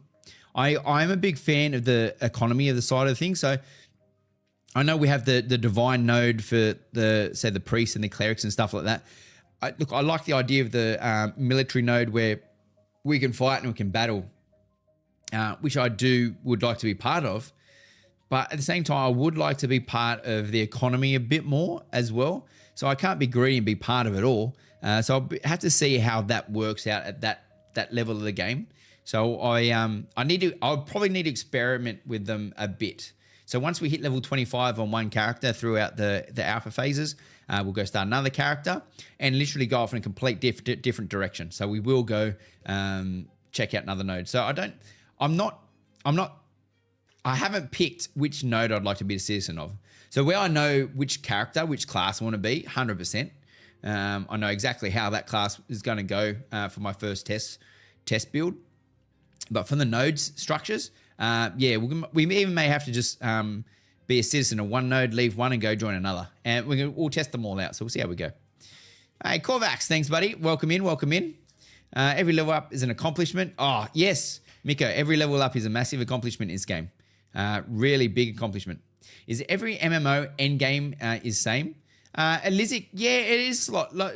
I wouldn't say it is exactly, but you're right in one regard that they say there's an end game, but the end game, it's not necessarily. It's an end game. When people go, oh, there's an end game, end games, oh, that means a whole new content, a whole new world. There's all this stuff to do. Some actually don't do a very good job of it, and some don't do too bad. It's just if you're starting a new game again, it sort of slows down a lot. So there's a large thing that you need to do, and you can do it, but it's not like the leveling experience. Like I really enjoy the leveling experience, doing the quest and venturing through, and the fact that this is slowed right down. I feel like I'm doing stuff throughout my whole entire level, but after 4 hours, I finally got one level, and I've forgotten that I needed to get a level. But I think from level 7 to level 8, I'm like, wow, that took me ages, but I didn't mind it because I was doing stuff for the whole entire time. And the quests were there. I was able to venture around different parts of the world and do stuff. So it wasn't like I'm stuck to one little section that's only level 7s can go, and these are your only quests you can do. It provided me a lot of content for a level 7. Damn, so we'll take like 300 hours to max level on Ashes. Well, they're saying, 250 is it? I think. But yeah, we'll have to wait and see. Hey, MMO Sky, how you going, buddy? So on the 8th of Ashes will be available for everyone. So if you buy the key, you literally have to buy the key today. If you don't buy the key today, you're not playing on the 8th. So the keys, unless it goes all the way to the 1st. The keys close on the 1st of November if you want to play on the 8th. So if anyone wants to play on the 8th, today is the day to buy the key. Every time you level up really feels rewarding, and also every gear matters, even if it's a low rank. Yeah, and that's what's great, Miko. It's I think the way the gear drops come, I think is very nice. Yeah, you're not overwhelmed with gear. I think, for example, if anyone plays Path of Exile, geez, the amount of gear that drops. Look, I will be 100% down for Path of Exile too. I'll be there. Path of Exile, love it. I'll be there 100%. Hey, Black, how you going, buddy? Thank you very much for the follow. I'll be there. But one thing they don't need is the amount of gear that drops. They could really turn that down. The fact that people build filters for Path of Exile, doesn't that tell you that we might need to turn those drops down just a little bit? It's a bit much. It's a bit much. But either way, it's yeah, I think it's very balanced. So it's very nice. And it's when you see a piece of gear drop, it's excited. I got a ring. What's this ring? And I think the other thing is, and based on we'll do this in a second. We'll go back to the fighter in a second. Is the character planner. Hey, Goldie, thank you very much for the follow. Is the amount of slots that you have for gear. There's so many different slots for gear. There's so many types. There's a gray, there's a green, there's a blue, a purple, a gold. So you got the epics and the legendaries of that same piece of equipment. And then based on those extra skills that you get, there's an RNG based on them. So you're not necessarily your gear is essentially unique. So everyone will be going, okay, well, I'm going to that dungeon so I can have that sword. And everyone grinds that because that's BIS. That's BIS. That's what I'm getting. So you get it and everyone's got it at the end of the day. Where this gear, even though you could go, okay, well, this is the best sword. There's also another sword that is also, you could say, is the best sword.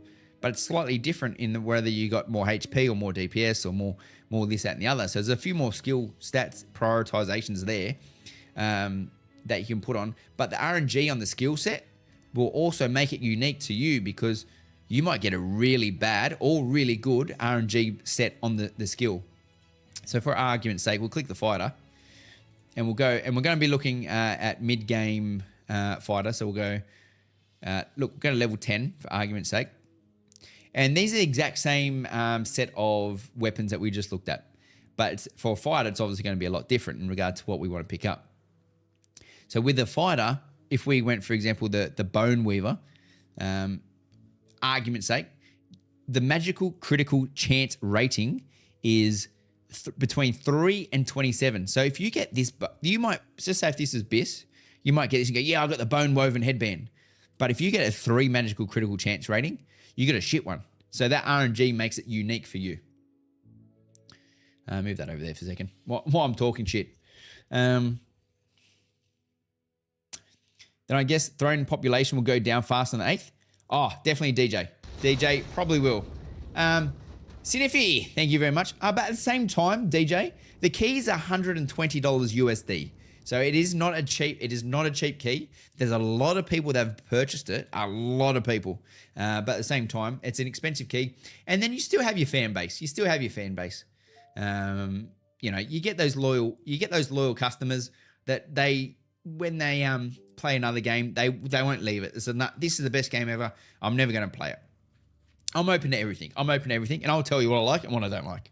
And like I said, I like Throne Liberty. But at the moment, Ash's Creation, considering that it's only on Friday, Saturday, Sundays, or Saturday, Sunday, Monday for me, I'll be playing it the whole weekend. That's what I'll be doing. Because yeah, I really, really think this game has got a lot of potential.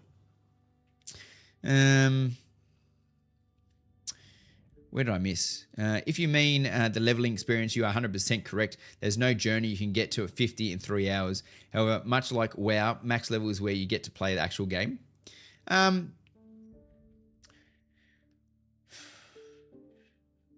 See, this is where I find it. When you say when you get to max level, you get to play the actual game. I don't want the game to necessarily be max level. I want the experience of getting to max level part of that game and that journey. So I want it to blend together because I feel like with MMOs, and this is where MMOs can get spoiled, where people will rush, like I said, see the leveling experience as a rush thing to do. They need to finish that, whatever it is, their goal is you need to finish it because that's not the game we're playing. The game we're playing is anything once we hit max level. But yeah, I feel like in this, you're almost forced to slow down. Like I said, if you don't do your craftings at your professions and you're not part of a guild, you haven't leveled up your node, but you're max level, oh, whoop-de-doo. You're max level in a node, a citizen of a node that hasn't leveled up, hasn't got any of the abilities. You can't craft any of the good things. You don't have the gold to buy anything. So yes, you're almost meaningless. So you do need to play the game to actually get to where you need to. And that's why I think there's a lot of MMOs that just have started to rush, for example. WoW was great in the sense that back in the day, it was a grind. It was a long grind. New World, back in the day when I first started, that was a decent grind in itself.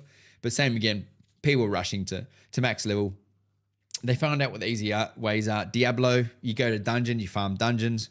There's a lot there. And you miss out. You miss out on a lot of games. So I think the fact that it not forces you, but requires you to play the whole entire thing, I think that's really good.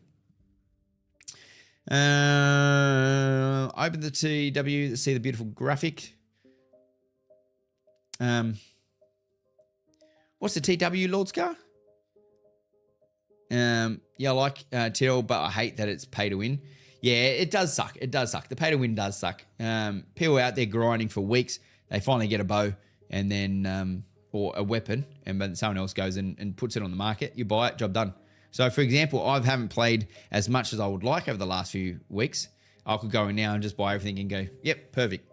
If you can make the journey long, arduous, rewarding, and fun, devs give themselves time to develop a strong end game as well as gives players investment to their character. Yeah, when you invest time into a character and you feel like it's not there yet, I think the other thing is not just the character, it's also the people in the game that you work with. So there's a lot, and this is depending on what type of player you are. If you're a solo player and you just want to play the game for what it is, great, that's you and that's what you want to do. But if you're happy to join a guild and cooperate with the guild, you obviously start to learn who these people are. They invest in you, you invest into them. With the crafting system, as we saw, if you are a master hunter, a grandmaster hunter, and the grandmaster tanner needs stuff, they're going to rely on you heavily. And they're going to want to work with you, and you know that people are relying on you as the hunter. And then if you want to get a superb, let's just say leather bloody cape, argument's sake, your best interest is to make sure the tanner can get to where they need to. So the tanner then can supply the leather worker with the cape. So then you can get the cape. So everyone's working together, and hopefully it becomes a sense of a community where people work together and want to work together. You know, it's up to, how are you going today, mate? You on today? Yep. Oh, do you want to run this? Let's see if we can organize that, blah, blah, blah, whatever it is. Hopefully that's what it becomes. And it can work together and make you want to actually jump in the game. But without having the restriction of you need to be on every day for 4 hours every day. See, that's not the type of guild I run either. Understanding it, you know, at the end of the day, it is a game and everyone's got their lives, jobs, bits and pieces. So the guilds that I create, if anyone wants to join the guild, click on the Discord link, jump in. But I promote obviously what you want to do, and then at the same time, if you're going, oh look, I'm limited, not liking the game, fair enough. There's a place for you. We'll find that. We'll help you get to wherever you need to go. When Ashes is available for everyone on the 8th, will be playable for a period of time. So Ashes, hey, Rage, thank you, buddy. So Ashes, so when it comes on the 8th, it'll be open every weekend. Oh, energy potion. I've got my bubbly.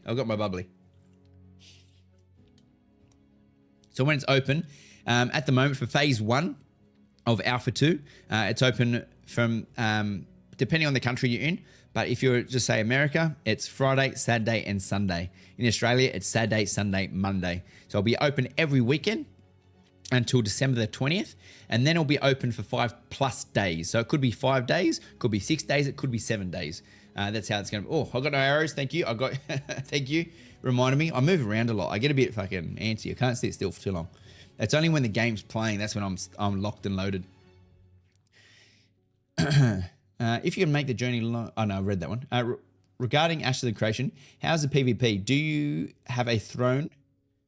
As Throne has PvP open world dungeon at night example, or world boss PvP, mass PV. So it is similar DJ style. It is similar in that sense. There are a lot of events. There's events. You can PvP at any time, but depending if whether you're flagged or not flagged will determine what the consequences are for you. But you can PvP at any time. They got the corruption system, which is very nice. So you don't necessarily want to kill people that aren't flagged, but you can still kill them if you want to. And there are events, there are dungeons, there are some nighttime and daytime things where there's some mobs and quests that are only available at night versus day. So there's a lot there. Hey, Fire, long time no see. Busy man. Hey, Jay. Very busy man. Very, very busy man. which just sucks. I wish we'd just jump on every night and just play Ashes of Creation. What time do the servers come up? Is it tomorrow? So Situation Red, it comes up at 4 a.m. Oh, so I've got the timer on, don't I? 1 day, 6 hours. 1 day, 6 hours situation. Oh, yeah, sorry. There you go, Woe Sexy. PvP before max level would be fun. So you can PvP anytime. You can literally start a character in this game, spawn into the starting area, and start swinging. Because someone will spawn on top of you and you'll start hitting him. That's it. How long is the Twitch going? The test going for? It doesn't stop, Goldie. The test goes for ever until the game's released. So yeah, it's ongoing. There's no stopping period. Hey Mikey, how you going, buddy? Hey man, how's Ashes? Ashes is fantastic, Mikey. Highly recommended. Really think. Everyone should give it a go. For sure. It is so good. It is so good. Twitch, lol. And what did you say, Lord Scar? What did I miss? I've been talking too much, so I can't remember what you wrote. I open the Twitch and see this beautiful graphic. Oh, what graphic did you see? I didn't see what was on. Good morning, Judla. Welcome in, welcome in. Ivor Biggin. Thanks, buddy. Winner in the house. Yes, big winner. The Ivor Biggin. Biggin. Congratulations, Ivor. So we did give, just if everyone didn't know, we did give away 7 Ashes of Creation keys the other day. No, 8. And Ivor was definitely was one of the winners. Oh, Rage. Hi, I'll be able to join on the 8th. By chance, I can Jiminy cricket on a mate's shoulder while he plays it this week. And by the way, how do you play now, if I may ask? So what I do, I open up a video and I click play. So this is my gameplay from the weekend, Rage.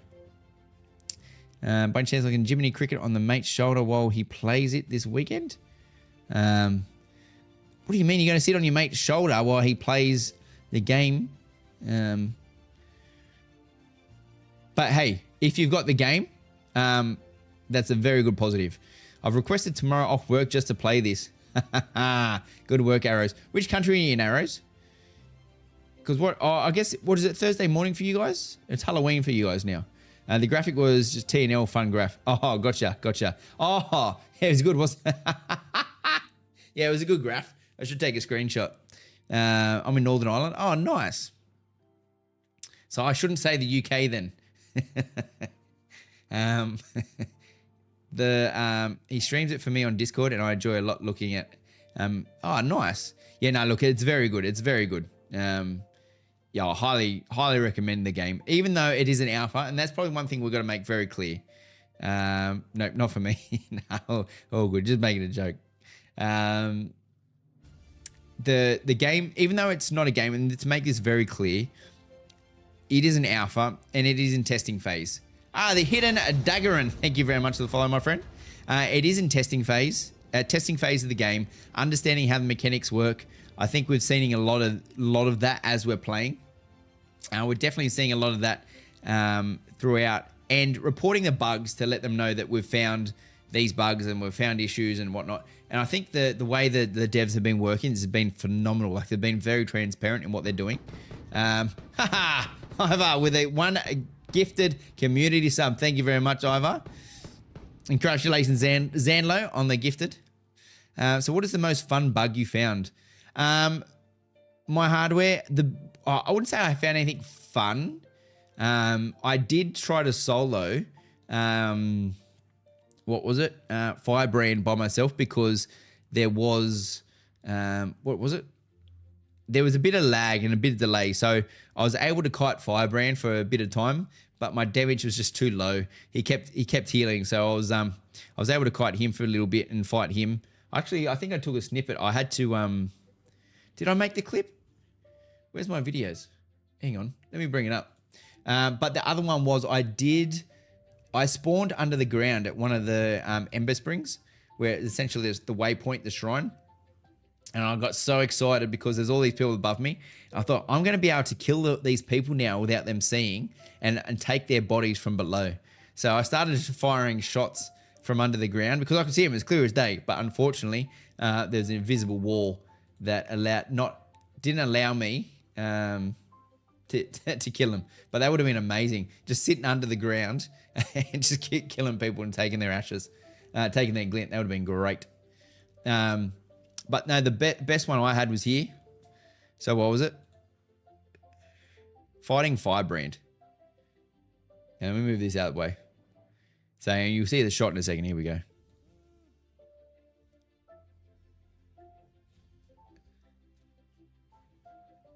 So as you see, his health ticked down a little bit, but Down 23, 25. Oh, hang on. got him wounded. He healed. Hey, get out of it, mate. Get out of it. Get out of it. So he's still interacting, like he's still sitting there, but he it took him a while before he chased me. Took him a while, but was fun.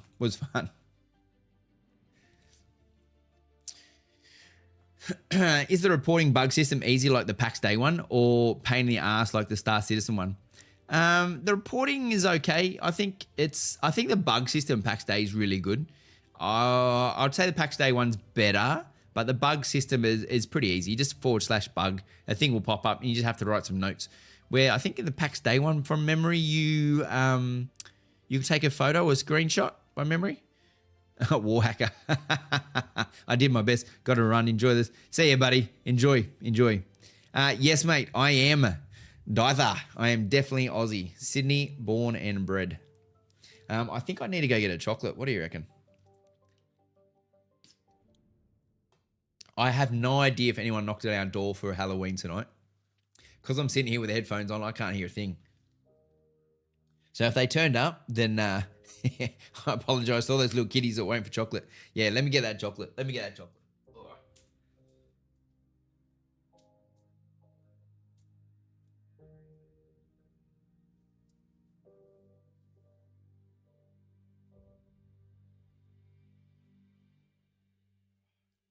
Fuck, I almost went out there.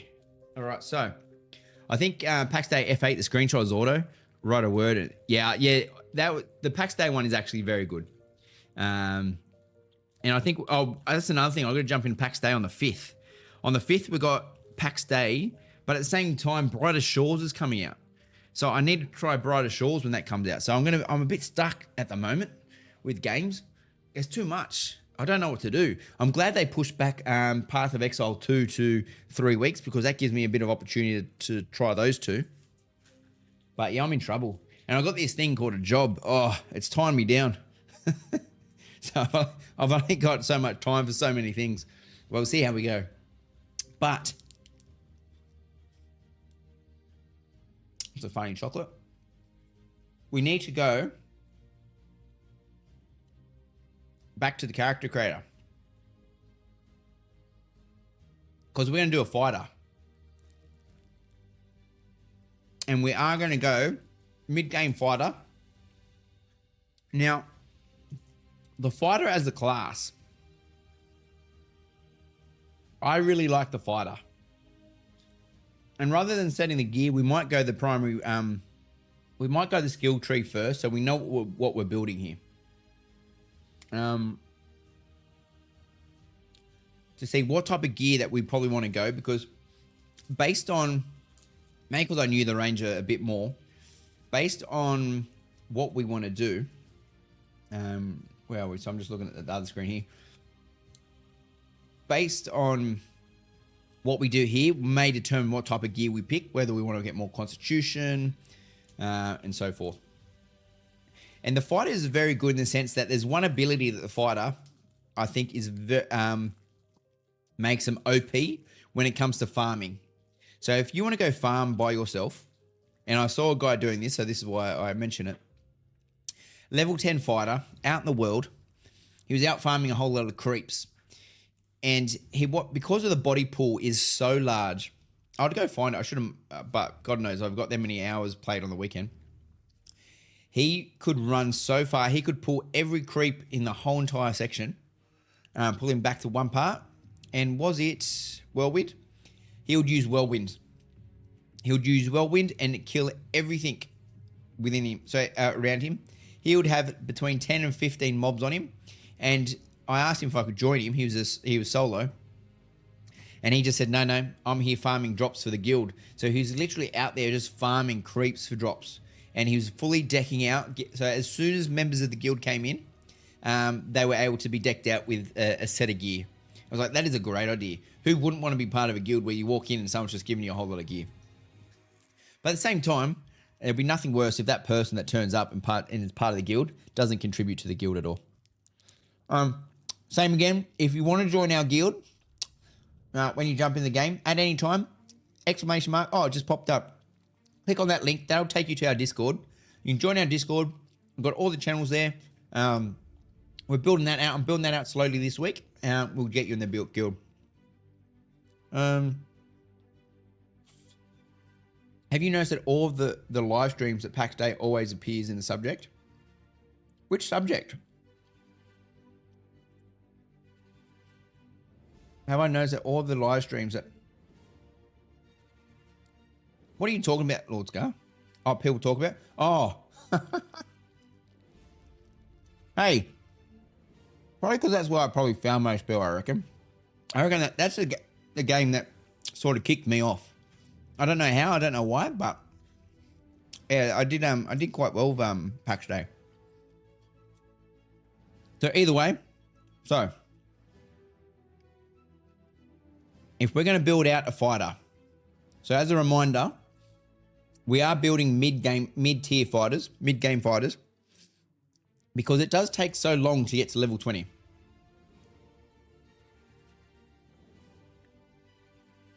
When you're playing this game, if you haven't played it already, when you go to equipment, as you can see, they got level 0 equipment that you can pick, that you can wear from the get-go as soon as you start the game.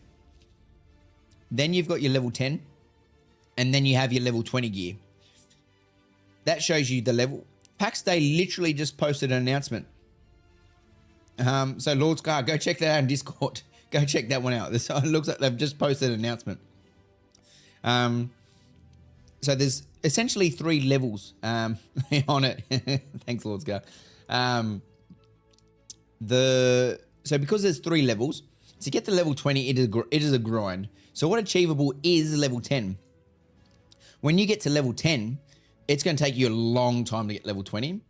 So it's probably, and this is why we're doing this now, is it's going to be best to pick out a set of gear for level 10 because it'll help you get to level 20 throughout that grind.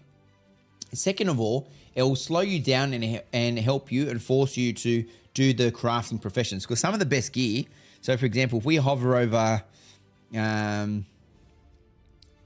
it's not, for this one, for example, let's just say if this was the best helmet for level 10, it requires, you can craft it. So 3 corrupted blood, iron armor plating, and griffin leather.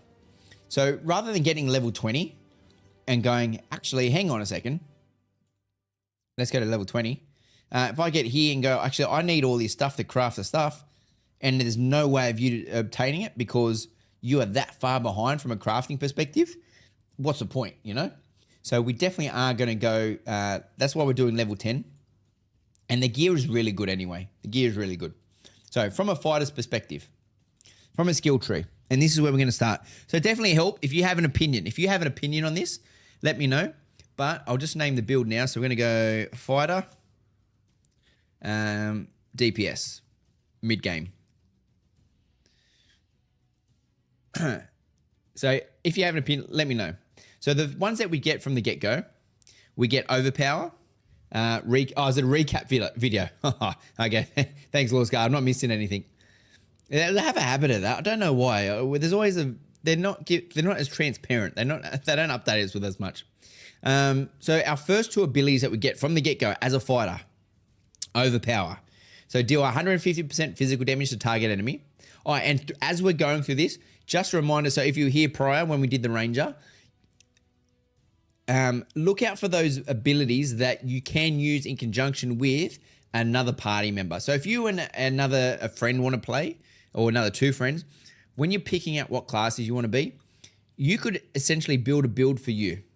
But a reminder that there is also builds based on your party configuration. The mage is one where I know it's got chilled, and I think, I can't remember, it was the tank or the fighter. We'll find out with them when we go in the fighter. Either way, the chilled ability helps. The ranger, for example, puts thorns on a tank. So the tank would like a ranger because they get the thorn ability on top of them. And then who applies bleeds. If someone puts a bleed on, then the ranger can then hemorrhage. So there's definitely a lot of abilities here. So overpower. So deal 150% physical damage to target enemy. This ability shares a cooldown with a brutal cleave. And hitting an enemy with a weapon combo finisher refreshes its cooldown. So this one's pretty good. It's an 8-second cooldown. When it says a weapon combo finisher refreshes its cooldown, that's essentially, like I said, we'll make it to the bare bones. It's just 3 basic attacks. So 3 basic attacks, the cooldown resets. So it depends on how long 8 seconds is versus overpower. So not a bad ability. 10 mana, 4 range. 10 mana, 4 meter range. And then Form of Ferocity. So while in this form, the caster receives 1.5% attack speed per 10 combat momentum, up to a maximum of 15%. Overpower and Brutal Cleave apply bleeding to targets. So this is where you want your bleeding. So from a ranger's perspective, this when we saw Ranger, when he uses his snipe ability, when he snipes, he will turn any bleeding target to hemorrhage. And what hemorrhage does is turn it from a 15% bleed to a 20% bleed. And I believe it was longer from memory. So this is perfect. That the basic ability for a fighter, Form of Ferocity, gives a Overpower and Brutal Cleave, which is this ability, applies bleeding to a target's hit. Shifting Form costs 20% of the current combat momentum and triggers cooldown for all combat forms. So obviously a good ability there. Bleeding 15% damage every second for 6 seconds. So great, does help a ranger, but that's where we're starting. Now, as we said, we can only, I believe it's only 4 or 5 points that we can spend across here before we move into the next section. But you don't necessarily need to go to the next section if these abilities start well. So once you hit level 2, where is your first point going to go? And as I said, squares are active abilities that you can use and circles are passives. So if you want to use one of these abilities, reminder, it is a passive. So we only use the squares and then the passive obviously stack on top of them. So essentially we've got 5 we can pick from. First one starting from the top is Whirlwind, and we'll start with the actives before we go to the passives. Channeling ability, dealing 30% physical damage to all enemies around the caster, with each spin while channeled, increasing the spin rate the longer it is channeled. The caster is immune to hard disabling effects while spinning. Activate the ability again to enter channeling early. Deals 20% additional damage to weakened targets. So weakened is 25% physical attack speed for 8 seconds. Duration can be extended up to 20 seconds by subsequent applications. So weakened. So when we were Ranger, just to go back for Ranger for a second, because we haven't gone too far. Oh, I don't want to change off. Actually, I know we can go over here. You reload. Actually, let's just double check 2 seconds. What did they do? Why was it updated? Added filters to planner, combined stat filters. Okay, that's the same one. So we'll just go open up our build for a second from the Ranger. Because I'm pretty sure we had a weakened, didn't we? Did we have a weakened ability? Even though we're going to have to bloody redo these stats again, which is a shame. Bleeding, hemorrhage, bleeding. I could be wrong. But when we were fighting Firebrand previously in that other video, weakened was a stat that we actually put on Firebrand somehow. Unless it applies. Okay, maybe not. It's not on me. It happened though. We saw it in the video. When we were fighting Firebrand, we weakened him. I don't know what weakened him. So either way, so that's our Whirlwind. I think that's definitely a. So when we're out farming, 100% AOE required without failure. I've seen it work. I think it's great. And then on the Whirlwind, because if you're going to go down the Whirlwind path, perform a final swing in an area in front of you after ending Whirlwind's channeling, dealing 175% physical damage and generating 5 to 10 combat momentum based on a number of targets hit. So that's huge. That's huge. Versus, after completing the final spin, you may continue spinning at maximum speed while rapidly depleting the momentum. Ends after momentum is fully depleted or after stopping the channel. So that'll be very good. That'll be very good if you are out farming. Probably weekend from laughing. Well, weekend the laughing that you were the only one there. Yeah, probably. Probably. Look, there's always a dickhead, and that's me. That's for sure. So that's whirlwind. But before we put any points in first, let's make sure that we're picking the first thing, because remember, we're getting to level 3. We want to make sure that we can sustain the fight. Then we've got Brutal Cleave. Perform a wide sweeping attack, dealing 175% physical damage to all enemies in front of you. The ability shares a cooldown with Overpower, and hitting an enemy with a weapon combo finisher refreshes its cooldown. So plus 10 to 20% combat. So this, to me, the Brutal Cleave is actually very good early on. I think this is something you want because you want to deal that high-end damage straight up. You are quite weak. You are level 3. You do want to burn down the enemies pretty quick. And it is a sweeping attack, so you are going to hit a few.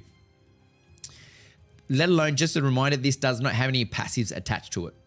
So we can look at these. So we've got Crippling Blow. Deal 75% physical damage and apply snare to target enemy. If the target is staggered, the effect is consumed and the target becomes stripped. Crippling Blow for me, not going to happen. Definitely not going to happen. Lethal Blow, deal 125% physical damage to target enemy, plus additional damage based on the target's missing health, up to the maximum total of 125% physical damage. Chance to critically hit increased by 15% against bleeding targets. This bonus is doubled against hemorrhaging targets. Now, this could be huge. This could be huge in the sense that you're doing a lot of damage, but it is only a lethal blow in front of you. It doesn't look to be AoE. It's 12-second cooldown, so it's not horrible. Up to a maximum total of 100. So you deal your 120, plus additional based on the target's missing health. A chance to critically hit increased by 15% against bleeding. So if you've already started off with the Overpower and the Form of Ferocity, you've made them bleed. And then to that hemorrhaging part, this is why I say the Ranger steps in. The Ranger comes in, does his snipe, and makes it hemorrhaging. So this lethal blow could be, if you're running with a Ranger, could be quite viable. And then we have Blitz. Charge directly towards an enemy, dealing 100% physical damage to the target on arrival. So this is definitely, obviously, depending on how you want to play. Blitz is a very good ability. It draws you closer to the player. We get in, and then you can actually start using, you don't have to chase them down. So PvP, when you are PvPing, Blitz is 100% going to be a number one ability that you're going to use. But at this stage, because we are only level 3, we're not going to go Blitz. So I think for this, we've got 2 choices. As far as I'm concerned, it is either Whirlwind or it's Brutal Cleave. And at this stage, I think Brutal Cleave for me, with the shorter cooldown at 12 seconds compared to Whirlwind at 20 seconds, is definitely a lot better, considering we haven't got enough points to go through. Because we could essentially go the Whirlwind, and we could go and pick up the passive afterwards, because the Whirlwind's channel dealing 175% physical damage and generating... sorry, hang on.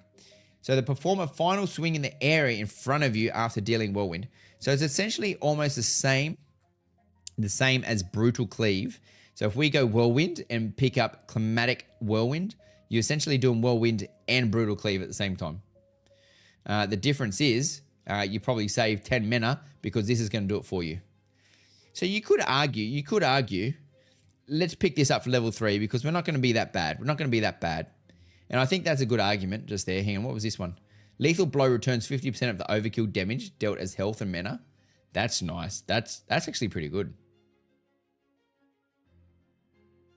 Deal target enemy plus additional. Oh, I think for the fighter, straight up. What was this one? After completing the fall spin, you may continue spinning. Ah, that's right. Let's just read these passives quickly. Weapon combo finishes apply 1 wounded stack to target's hit. And we wanted wounded. Wounded reduces healing received. So weapon combo finishes. So that's using the basic attack. Applies wounded. And which one worked on wounded? No, that was weakened. I thought it was wounded. Okay, don't worry about the wounded.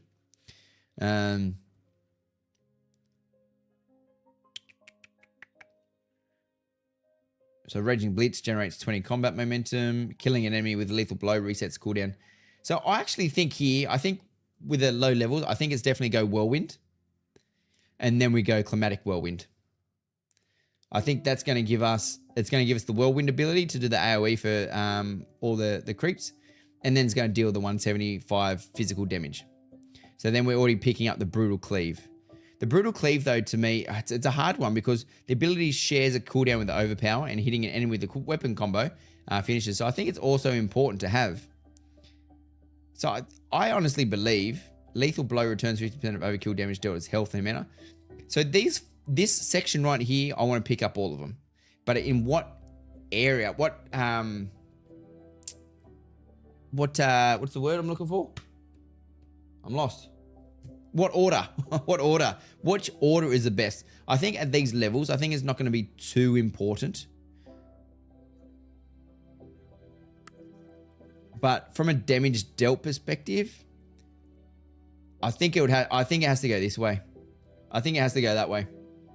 We do that and we've increased. I don't think we need to touch anything else within this tree until we get to the levels where we need to start doing PvP. The Whirlwind Overdrive, I'm not 100% sure on the momentum if we need to use it. If we're farming though, if you're farming, and that's probably what you're going to do at the lower levels, is you are going to want to have that spin so you can wipe them out. But I potentially don't think you need it at level, what are we, level 5 at the moment. So maybe once you get to level 7, 8, maybe we start putting some points in a Whirlwind Overdrive. But let's go to the next tier that we've unlocked to see what here is going to help us produce that DPS and that tankiness. So as you can see with the fighter, there's a lot more active abilities than there are for the ranger. The ranger seems like a far easier character to play, where this, you've got a large selection. Like where are you literally picking up all of these, all of them? It's pretty big. So we'll go through that. What's this one in the middle? This one seems a bit dubious. Art of War, switching forms no longer triggers cooldowns or cost of combat. Okay. Oh, so this is a form that you pick. Okay, here we go. So these are toggled abilities that you pick. While in this form, the caster receives movement speed per 10% combat after maximum 20%. Overpower and Brutal Cleave applies staggered to targets hit. Wow, that's pretty big. So you slow the enemy. Shifting form costs 20% of current combat momentum. All right, no worries. So we've got this form. This form that does movement speed and staggers. This one is, while in this form, the caster receives 4% disable resistance. Up to maximum percent 40%. Overpower and Brutal Cleave apply Shaken. Shaken is a 15% physical mitigation for 6 seconds. Shaken's actually not bad for the fighter because we want their physical mitigation to decrease. Overpower and Brutal Cleave. Okay, so this one's okay, but not amazing. I don't see a lot of purpose in this one compared to this one, Celerity. And if we look at the passives, the Art of War obviously no longer triggers a cooldown. But if we're not switching between the two, not needed at this stage. So regenerative form. Form of Celerity regenerates 0.01% of your maximum health per second. And this one is, I'm guessing, mana, and that one regenerates mana. Does Lethal Blow not require the charge? When you say Lethal Blow not require the charge, are you saying does it not require Blitz? Is that what you mean, Cooler? At this stage, no. It's letting us select it. It doesn't say it. Look, that's an interesting. I don't think so. I think what it's saying here, I think this is what it's saying is you can pick up this passive. Here you go. Yeah, so killing an enemy with Lethal Blow resets the cooldown of Blitz. So I think maybe that's what that link is.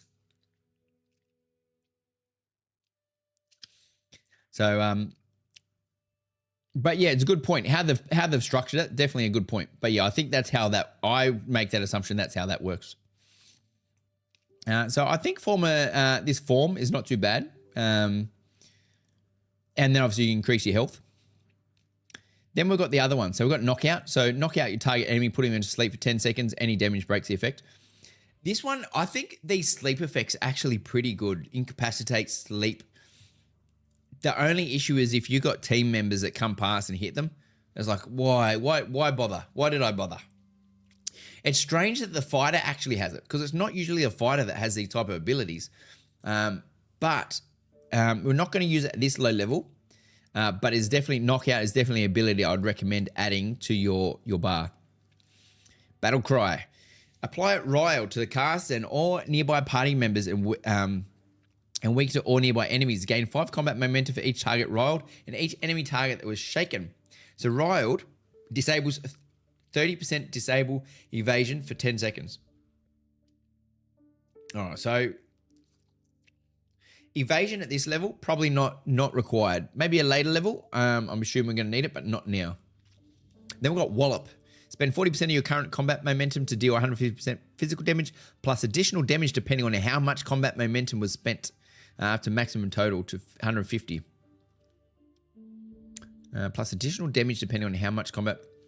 So this could be a big ability. This Wallop could actually be a big ability. It's 8-second cooldown, so it's not massive. But it does require your combat momentum. So if you've used most of your combat momentum, you're only really applying 150% damage. So you could say this was about a 200% damage ability. And then what lunging assault? So I think lunging assault is a very important ability, mainly for PvP, because you spend 15% combat momentum to lunge in the direction of a short distance and perform an upward swing upon arrival, dealing 125 physical damage and applying snared to enemies in front of you. You are immune to hard crowd control effects while performing this ability. So as you can see and imagine, in PvP, if you lunge and you jump, you use lunging assault, then you snare, they can't run away. Yeah, you're in a lot of trouble. Now this ability, that's the one, Rupture. Rupture for PvP is gonna 100% be necessary. I don't think it's fully necessary on PvE because I don't see mobs running away as much. I think a lot of the mobs just face tank you and fight, but definitely a later down the track. Deal 50% physical damage and apply a debuff to the target. While the debuff is active, the target acquires 1 wounded stack per second while moving. After 5 seconds, the target takes another 150% physical damage plus 10% additional damage for each stack of wounded it has, up to a maximum total of 150%. On the initial hit, if the target is bleeding, 1 stack is consumed and the target becomes hemorrhaging. So this is a huge ability. This is massive. This is a very... Look, even in PvE, I think it's still great. I don't think at the level that we're at now, that's the most important thing that we're going to go for. And then we've got Maim. Perform a powerful melee strike in a short forward cone, dealing 250% physical damage to all targets hit. Deals 20% additional damage to recently tripped targets. So we're 100% out of all those abilities. First one we're picking up is Maim. And then Maim launches a piercing projectile that deals 100% physical damage, plus 50% additional damage to recently tripped targets.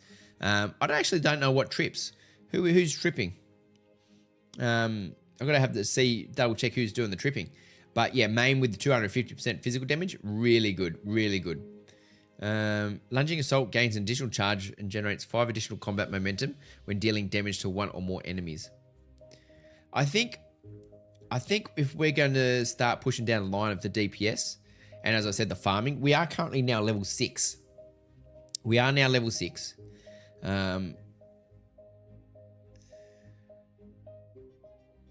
I think by getting Form a Celerity, we get the Overpower and Brutal Cleave applied staggered to targets hit. But the staggered is not a damage buff, it is a slow. And it's really dependent on whether you're doing this for PvP or PvE. Crippling Blow can if you have the Celerity form. So Crit Blow can if you have Celerity. Which one's Crippling Blow? Was that one above? Did I miss it? Boot icon. Can be not. Okay, gotcha. Deal 75% snagged enemy if it's staggered. The effect is consumed and the target becomes tripped. Gotcha. So I guess to that point. So what was it? What does the trip do? Additional 20% 20% additional damage to recently tripped targets. So does that mean we want crippling blow now? Have you used it? Down left. Yeah, gotcha. Thanks, Andy. Yeah, so I guess, does that make crippling blow? Does that make crippling blow viable? Tank strip also. Nice. Well, I guess that's the thing. You really have to. I think there'd definitely be a harder ability to align. It's like, all right, tank trip him, and then I'm going to use my main. That's definitely harder. Definitely doable, but definitely harder. To target. If the target is staggered, the effect is consumed and the target becomes tripped. But here, for the target to become tripped, they got to be staggered. And what are we doing that's staggering? Are we staggering or are we requiring someone else to stagger?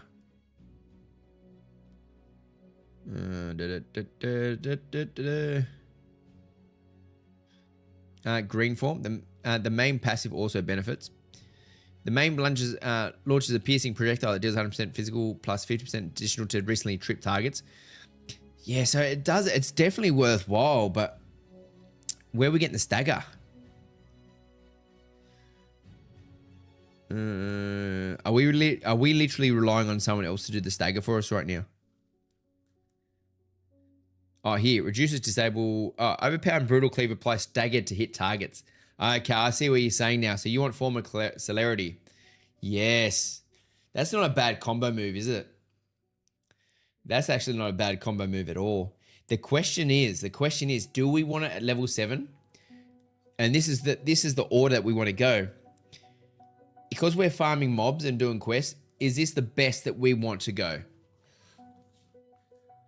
Versus, I think it is, to be honest, I think it is worthwhile building it up. Because we want to go crippling blow first, because we're not going to get tripped because we don't have staggered. But if we have form of celerity, overpower and brutal cleave, which we currently have, brutal cleave and overpower as 2 of our abilities. So I think you're 100%. I think you guys are 100% right, I reckon. I agree. That's awesome. So form of celerity, overpower and brutal cleave do staggered, and then we use our maim. Oh, hang on. Was it our maim that we had to use? Yeah, I'll give. Where was the staggered one? Cannot move. Is Ashes open to play again? Not yet. Not for another 1 day, and I'm gonna change that to 1 day, not days. 1 day and 5 hours. Hey, Six Dog comes in with a prime. Thanks, buddy. Welcome back, mate. Welcome back.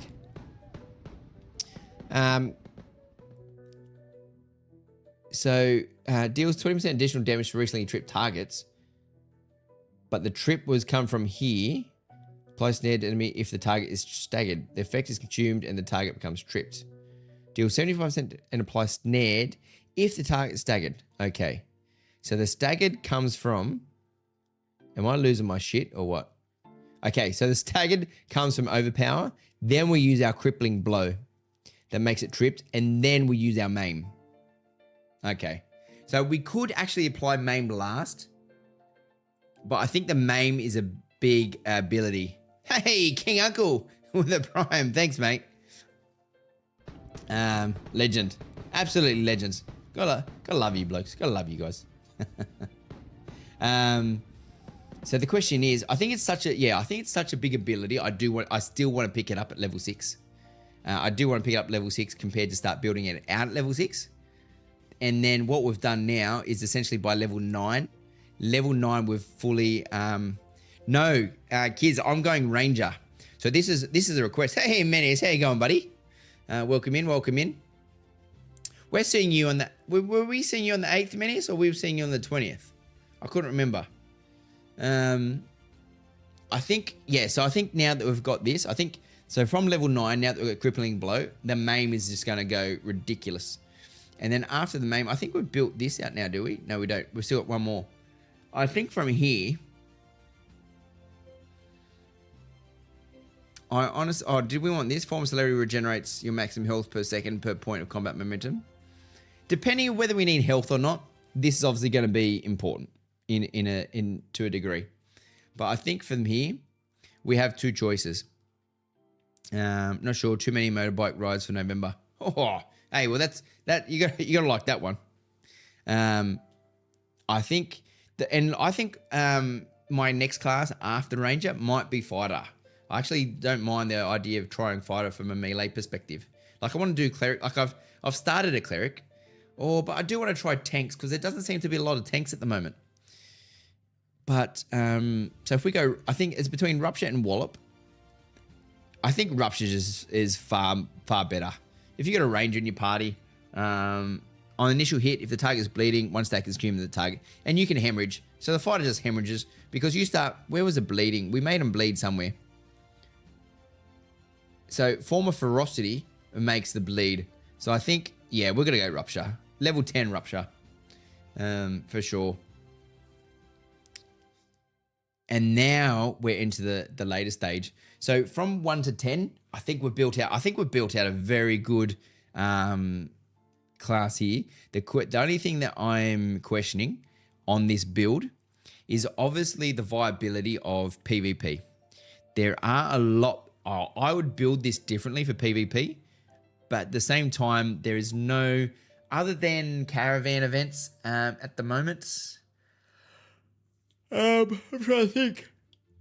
Other than caravan at the moment, I don't think you're going to need PvP. From a PvE perspective, I don't think you're going to need these lunges. But once a PvP comes, like I said, I think Blitz and Lunging Assault are going to be too viable. I think Knockout is also viable in the sense that you put things to sleep if you need to. Battle Cry, also important. But not there that where I think it's super important that we go down there just yet at level 10. Hey, I got no arrows. Thanks for the prime, mate. Thank you very much. Hey, Tegan, son, Nat. hey, buddy. Tanks pulls the target, 20% cooldown, and their trip, 12-second cooldown, so fighters can combo off that too. Aha, that's pretty good, Anti. Now, I think that's the thing, and this is what I'm saying. It does help to learn the abilities of the other characters. Don't just play one and go, this is what I do. Ha! Menius comes in the 5 community gifted subs. Menius, you legend. Thank you very much, my friend. Thank you very much. Recycled Chicken, 2200 Outrage, Wraith KG, Yeti Boss, and Eox. All gifted with a sub. Thanks, Menius. Much appreciated, buddy. I was going to say, you're going to have to cancel some of these bike rides so you can get in the game, mate. You're going to have to experience this thing. You're going to love it. You're going to love it. I hope you're going to love it. I like it. But, as I was saying, because Menius distracted me, so thank you. The classes itself, you do need to understand what they do in synergies. And to Anti-Fusion's point, sounds like Anti-Fusion, you know these abilities, what are going to work in synergy for you for sure. And it's going to be interesting to see, are these all the abilities or are they going to go up any further? Are they going to go further? Thanks, Tegan. So are they going to go further in regard to this and what are we going to build out? So from a level 1 to 10 perspective, from a farming, doing the PvE content, the quests, I think this is what I'd be happy with the most. So now that we've got to level 10 and we've opened up this tree, we'll quickly read this section to see, is there anything that we can add that is going to help us farm mobs, PvE, dungeons, any more than what we've currently got? Because as I said, there's not a lot of PvE content where you need to go chase a mob. It's very rare that I've played a game where you're chasing NPCs. They don't usually run away. And if they run away, it's like, fuck it, you can go. I don't care. Hydrate. Good work, Lord Scar. I don't know my other one. I've been drinking too much soft drink, so I've bought bubbly water. Sparkling water with a hint of raspberry. It's not the same as Coke or Red Bull.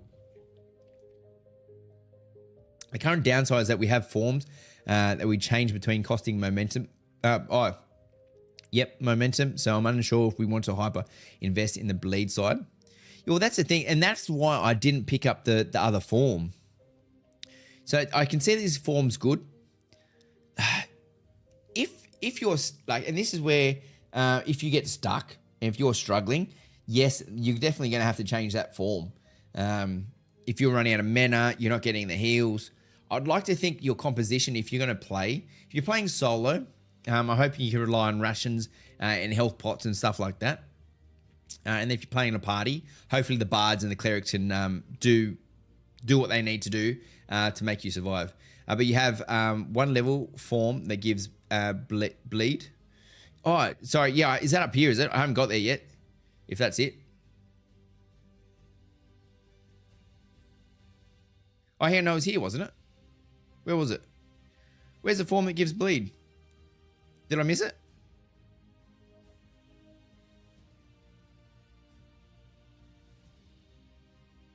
They do start with form, don't they? Am I blind? I'm definitely blind. Where's the form?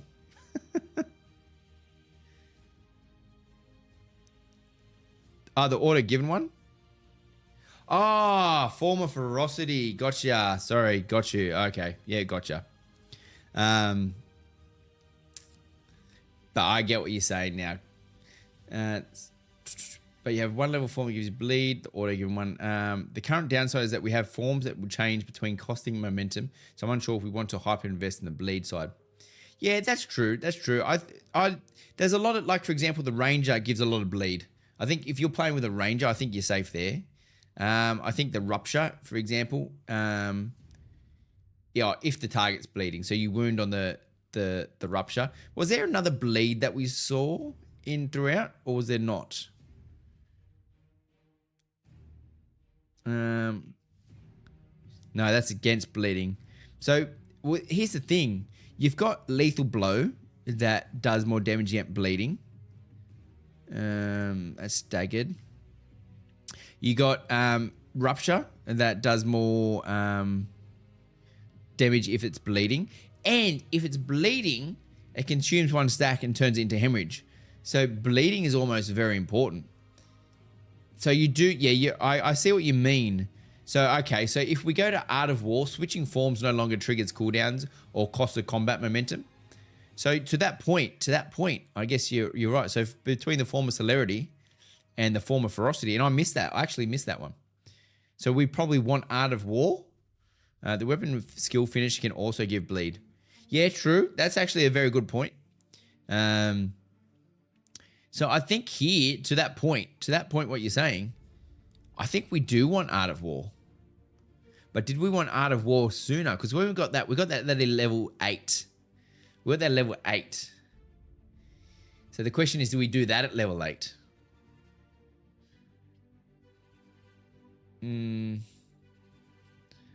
Oh, let's do that. So where was it? There's 10, 9, 8, 8, 8. Oh, no. So it's meant to be. Oh, no, I can't pick that up until I pick that up. You silly duffer. Rupture. And then rupture. Okay. I'm happy with that. Unless you disagree, let me know, but I'm happy with that. I think that will work well. It's just probably the order I'd want. But no, I'm glad you brought that one up in regard to switching. I didn't even think about form of ferocity. But yes, we're going to have to switch between form of ferocity and form of celerity to capture the trip for the maim. Now, we've moved up to our last section. And I'm not going to do all 23 points because same to the ranger. We're getting us to a point where mid-game. So mid-game is up to about level 12. Level 12, 13. And that's what we're building. And what I've seen so far is what you've got already is quite sufficient to play the game. Anything further than that disables, staggers, capacity, incapacitation, sleeps, bloody buffs, debuffs. That's what you go further on. And I guess that's completely up to you of where you want to go. I think we do need to figure out, okay, what's best there. But I can definitely see a path that you need to start with when it comes to getting damage dealt. For sure. So first one we've got is Cataclysm. Wow, what's this? This is a big one. 275% physical damage and applies shaken to all enemies in the large area in front of you. If the target is staggered, the effect is consumed and the target becomes tripped. Oh, here's another tripped. Deals 15% additional damage to chilled targets. The bonus is double against frozen targets. So definitely something to use if you got a mena. Not mena. If you got a mage, definitely a ability you may want to consider. Then we have Leap Strike. Leap Strike's another good one. This is what I'm saying for PvP. Very good. Leap to the target location, deal 225 physical damage around you while applying snared to the target's hit. Apply 3 stacks of snared and the target's hit with a shaken. This one actually scares me a lot. As a ranger, if I'm going PvP against a fighter, this one scares me a lot. Choo-choo. Thanks, I've got no arrows. Yeah, so Leap Strike, I think is very, very good. Blood Fusion. Return 100% of the damage dealt as health and 50% damage dealt as mana over the next 6 seconds. Resource replenished is diminished for each target hit beyond the first. 25% additional damage returned as health from bleeding targets. The bonus is doubled against hemorrhaging targets. So anyone who's played fighter, and I haven't played fighter to the point where I could say, I confidently would say, we've got to put points in this one. Just want to play it. Oh, me too. I got no arrows. Me too. So if anyone's played fighter, and do you find that you do need more mana and more health? Are you getting out in the world and you're struggling? That is, I guess that's the question. If you are, do we need blood fusion? Because blood fusion, on top of preservative blood fusion, when blood fusion is activated while below 50% health, gain 25% increased damage mitigation and a healing received over the duration.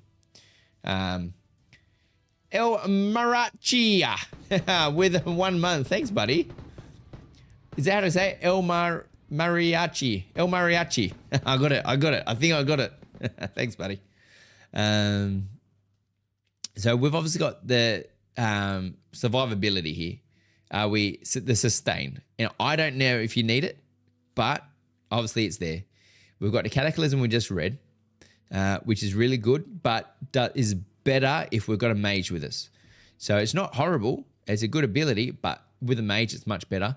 Leaping Strike, 225% physical damage is pretty good. If you're jumping in and dealing this damage, and it's around you while applying snared, so it's not to a single target, 225% physical damage around, I think is huge. That's really good. Men is a huge problem for a fighter. Oh, Ragnar. So you think we might need to go blood fusion before we can pick up anything else? Bards, I've played with some bards. I actually haven't noticed them apply enough mana to sustain me as a ranger just yet.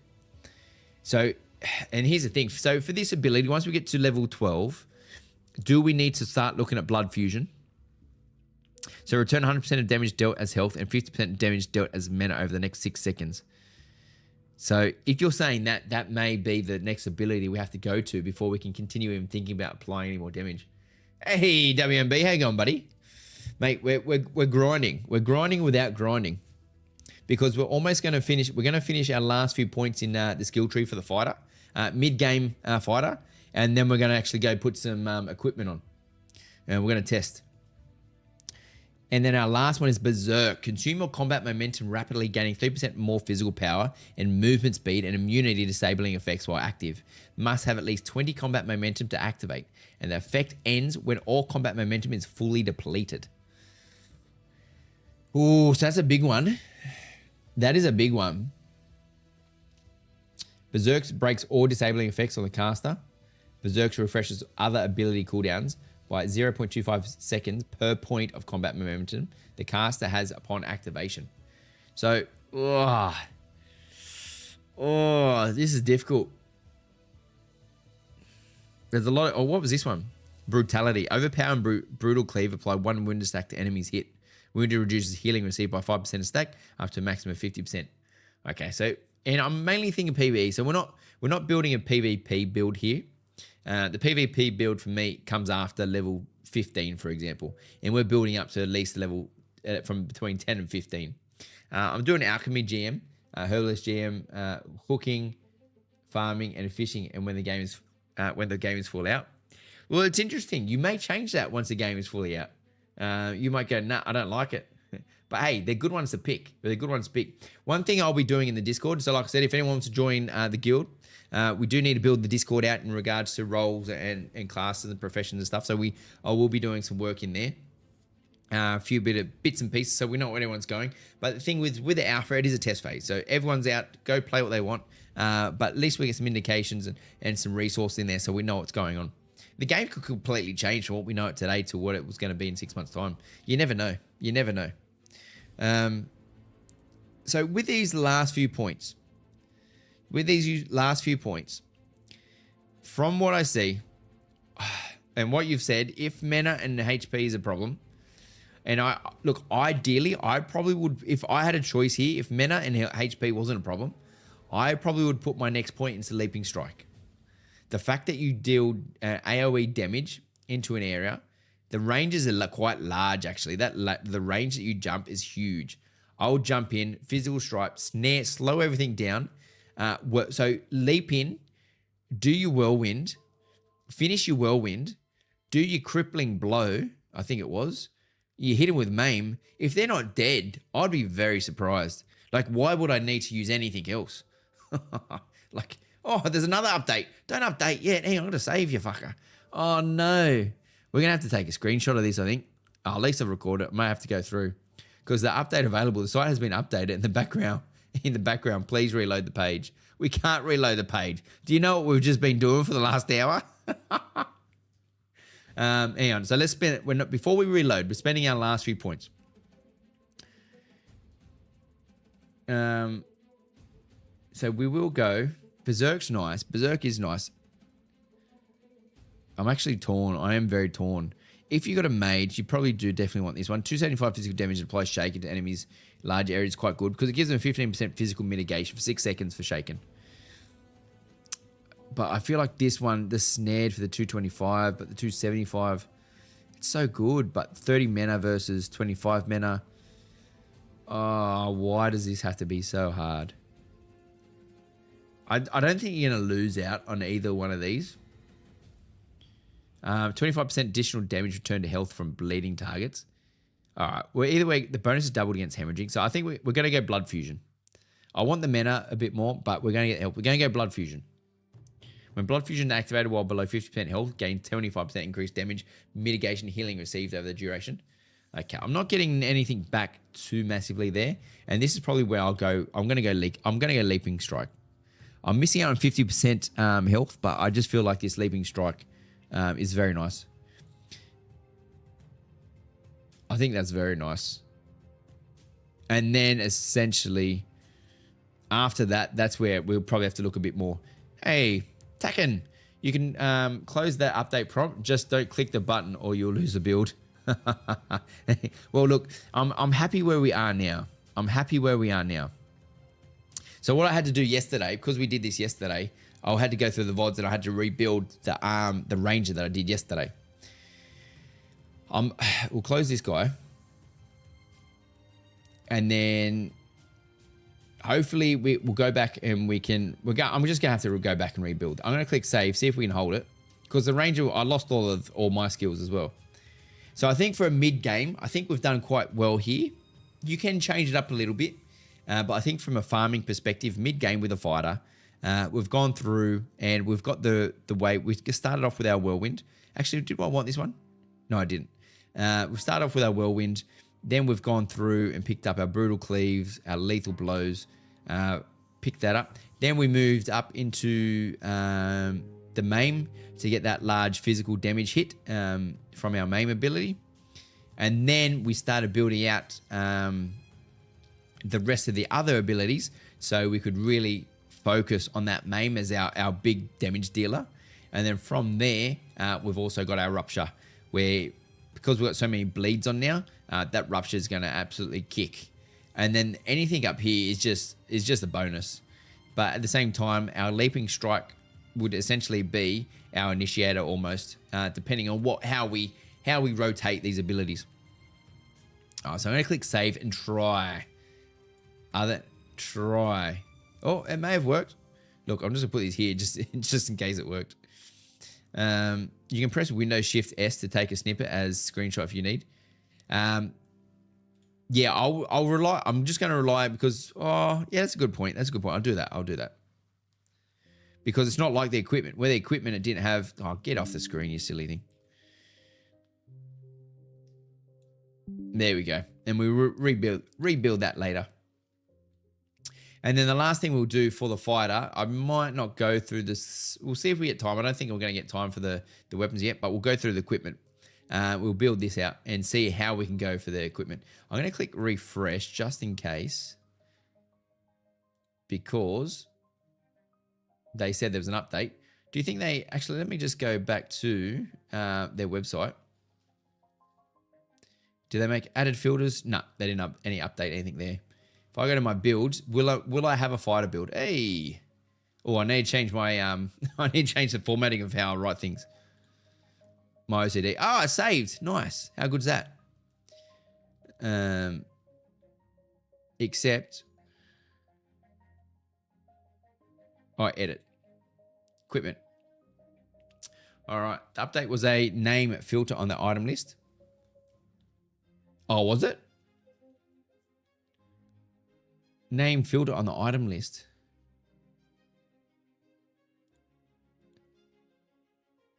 Ah, yes, they added this. Ah, nice. It's a shame I actually don't know what the names of the things are, but we'll take it. We'll take it.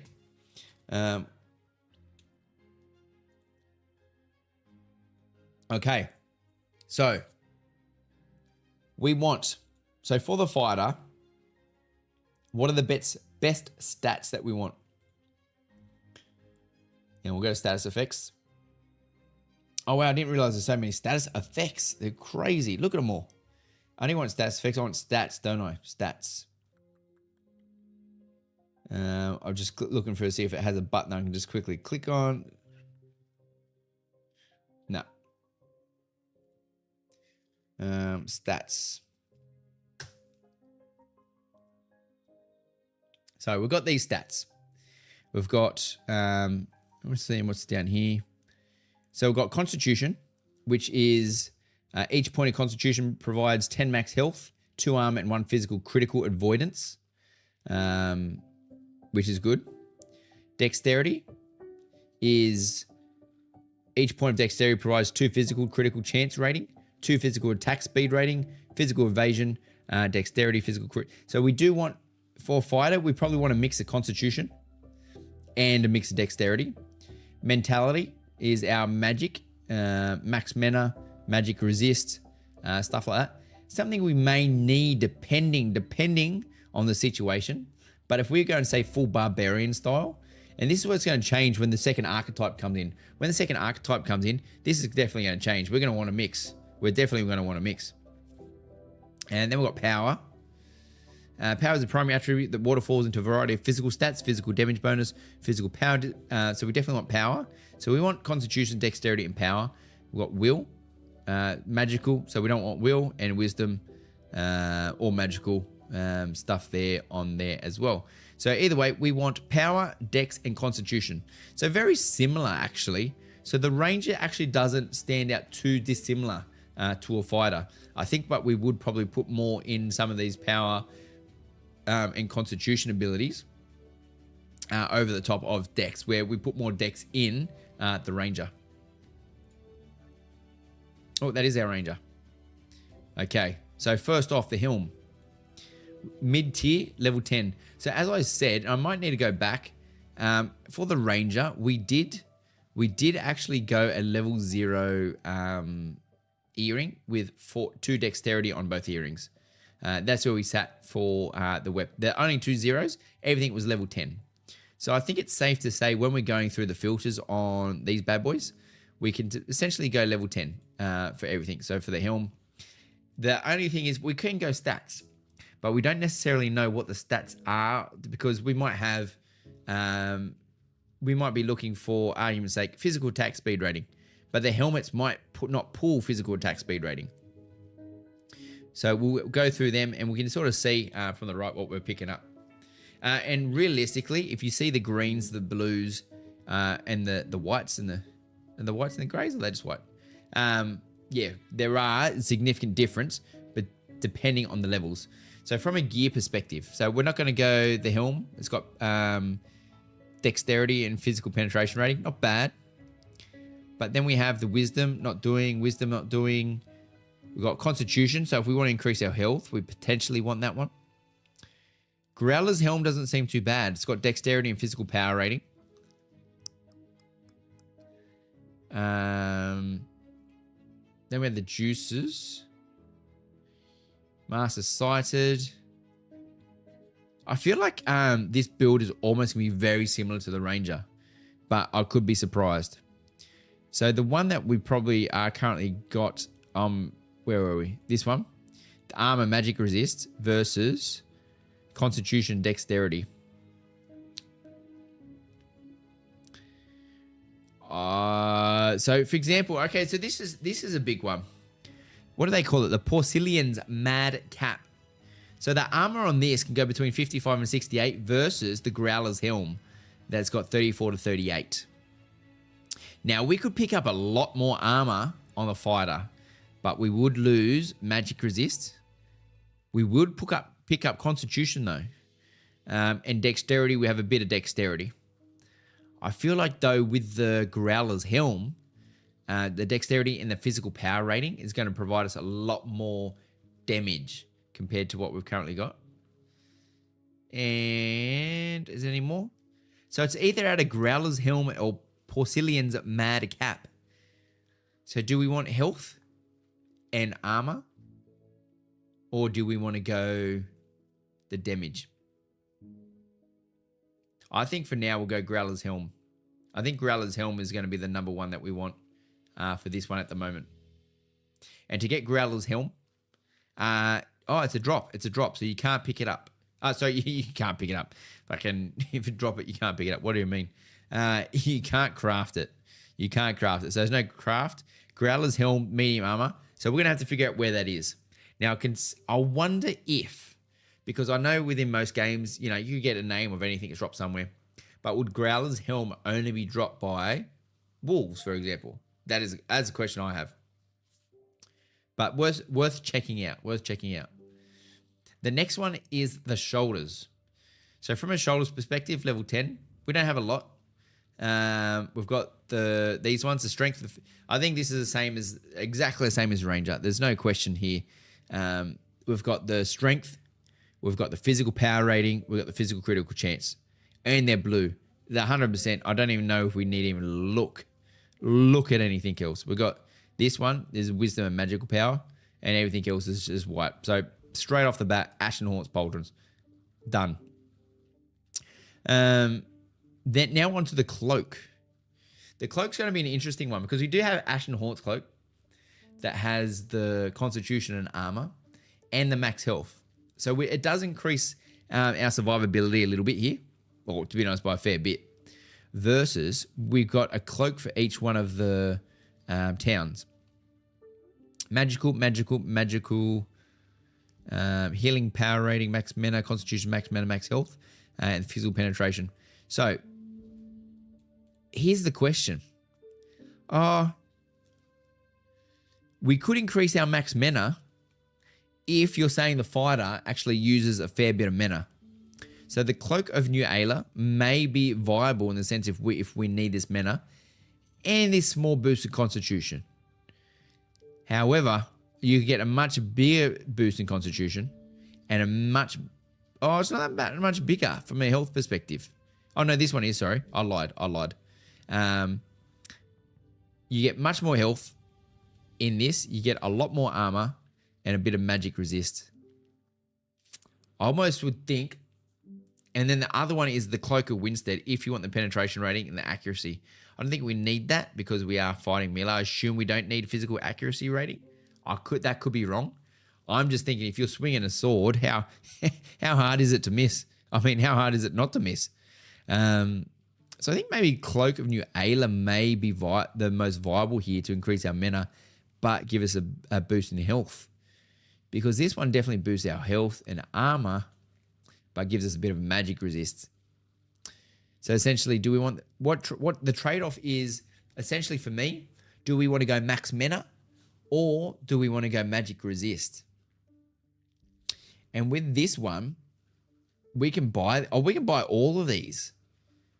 We can literally buy all of these. So there's no issue of actually getting these cloaks. So we could try both. I'm torn. I am very torn. Let's go from a health perspective. This is the problem. I don't know how much mana we're going to use. So I'm going to go and assume that the health is the one that we need because we're in the thick of it and we're the ones getting hit. So I'm going to go Ashen's Haunt. And we can pick up this at the gear vendor. I'll be interested to know how much this one actually costs. See, I know we've got the garb. Now, the breastplate, the garb, whatever they want to call it. Is this the same or are we going to pick up some DPS in here? Commander's breastplate, we've got some strength and mentality. Then we've got the robe, constitution, intelligence. Well, this one's an interesting one in itself as well. So we've got the strength, but at the same time, do we go the armor, the magic resist, the constitution, the evasion rating? The very defensive survivability type chest. We're not here to get a lot of power, but if we want to sacrifice some of that armor and health, do we want to do that and pick up the strength? Because mentality again, I think it was that the mana increase. So the commander's breastplate may be more viable for us than going the full constitution. But if we do go Ashen's garb, we get the 3-piece armor set, and we get 3% base mitigation. I actually think we might go the strength here. I think we want to see how much harder we can hit. And to be honest, and this is something we'll probably have to test. We are going DPS, and we have got a DPS build. We are building a DPS build. So I think we may need to steer away from the constitution and the armor and the evasion rating, even though I like it a lot. I think we need to hit a bit harder. And I think this is where the strength is going to come in. All right. So we're going to move over to the braces. Now, this is where it's going to get tricky because we've got, there's two blue braces. That's craftable and that one's craftable. So they're both craftable. Armor, similar. Magic resist, similar. Strength. This one's slightly higher. This one's attack speed rating and power rating. I think for a fighter, I think we definitely want to force the physical power rating over the penetration and attack speed. So I think braces of retribution is definitely going to be the number one for us. And then we'll move into the gloves. How many gloves they got? They've got 3 sets of green ones. Intelligence. So we don't need those ones. So it looks like, this is just a clear winner. The blood-stained hands. 4 to 5 strength, 2 to 12 physical critical chance, armor and magic resist. Okay, blood-stained gloves. Easy. It's always nice when we've got an easy one to pick. A belt. Any good belts? Oh, to be honest, there's no really good belts other than this one blue one that we've got for level 10. So I think just looking at the stats across the board, yeah, that's another easy pick. So at least we've actually got 4 pieces of Ashen Haunt. If we get the 5th set, we will move into 3% healing received and 3% disable reduction. So that may be good. That will increase our viability out in the field for sure. So on here, we've got 3 greens. Intelligence, not touching. Constitution, magical casting speed, not required. This one, same again, very easy. Arbor etched tacets. We'll take the extra strength and constitution. Thank you very much. Oh, it's already selected. Then the shoes, the boots. Ashen Haunts Grief. So this Ashen seems to be the number one piece of equipment that I guess everyone will be farming for if they're going to deck themselves out mid-game. Level 10, I said, required. Level 10, this is what you need. So you got your strength, your physical evasion, max mana. Very good, and stuff that we're actually looking for. So if I was a cleric or something like that, definitely Ashen's definitely not getting our pick of the crop. But Ashen straight up. So now we've got 1, 2, 3, 4, 5. So now we've actually picked up the 3-piece for having the heavy armor set bonus. I noticed there was 2 different sets of bonuses with armor sets. You can have a light armor set, medium armor set, heavy armor set. So you can have a mix and match based on heavy armor. But there's also, let's just hide. See, that's a light armor set. Light armor set. Depending, I may have missed it. But if there's a named set, let's just say there's a lean chainmail set. Then there's also the opportunity to have their set bonus based on that name set, but it's not highlighted in this one. So we'll go to the earrings. What earrings are we going to be running? I can't believe I'm sitting here saying, what earrings do we want to wear today? Max health. Jesus Christ. Max health and armor. Magical power. Max health, additive weapon radiant damage rating. So these additive weapon radiant damage rating may be good depending on what you get. But we haven't got anything yet. Well, I don't think we need this weapon radiant damage rating. So I think from the earring perspective, we can go max health and armor or max health and max mana. I am going to guess here. I think we want the max health. So we'll go to rigs. We're going to go rig. Good old rig for both. Then we've got our amulet, the necklace. Physical critical power, wow, versus physical critical chance. I think that's very big. Versus max health, physical penetration, magical physical power rating versus physical attack speed. So there's an opportunity here. So with the physical attack speed versus your physical power rating is increased. Versus the physical critical power rating. That one's a hard one. So it's either Kingfisher's necklace with the physical power rating or the physical critical power rating. Oh, that's hard. If that hits you, that's going to be big. But this is consistent. I think we want to... Oh, I don't know what to do. I think I'm going to go Kingfisher's. It's guaranteed versus that being random, depending on how high your crit is. And I don't remember picking too much stuff that was crit at this stage because we haven't done the primary skill trees or stamina or anything like that. But yeah, our crit, I don't think is something we're built. Oh, shit. 2 more rings and some weapons and we're done. We're not done, but we're done. Done. Sort of. The rings. Magical power rating, intelligence, strength and dexterity. The strength and dexterity sound not too bad. Versus the dexterity and the physical evasion rating.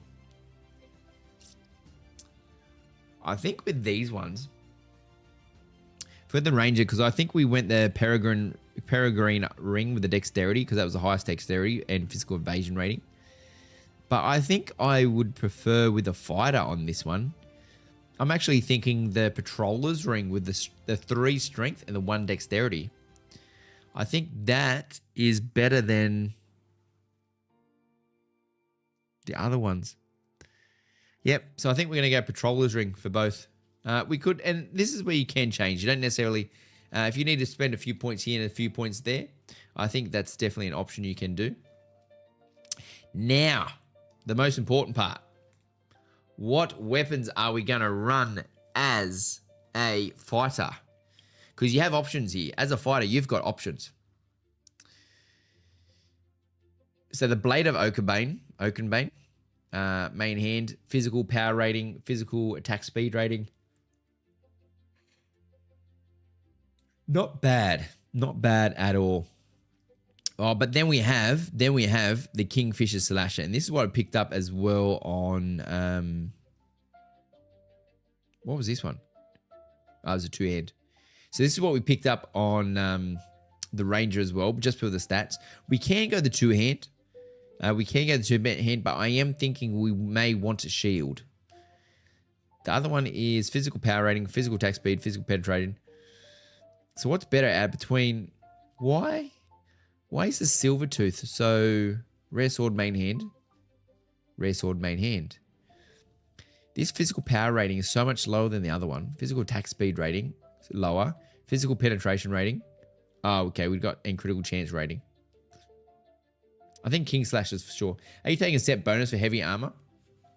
At the moment, it wasn't that I intentionally went to, but we currently have the set bonus, Ragnar. So we've got 1, 2, 3, 4, 5. So it's not intentional, but we've got it. I guess the 8-piece, actually, is that heavy? Does it say? Oh, it's not highlighting on here if it's heavy or not. Let's just go over here for a second. So if we go to Growlers, Growlers is medium armor. This one is heavy, so that makes it 6. This is light. Is it? Yep. This one is arbor etched. That's heavy, so that makes it 7. So realistically, we only need one more piece and we could turn, actually, hang on. Oh yeah, it was that. If we got one more set, heavy armor set bonus. But hang on, I'm confused now because if you look at the Ashen Haunts Grieve, there's a heavy armor set bonus and there's a heavy armor set bonus there and they're different. It goes from a 3 to a 2.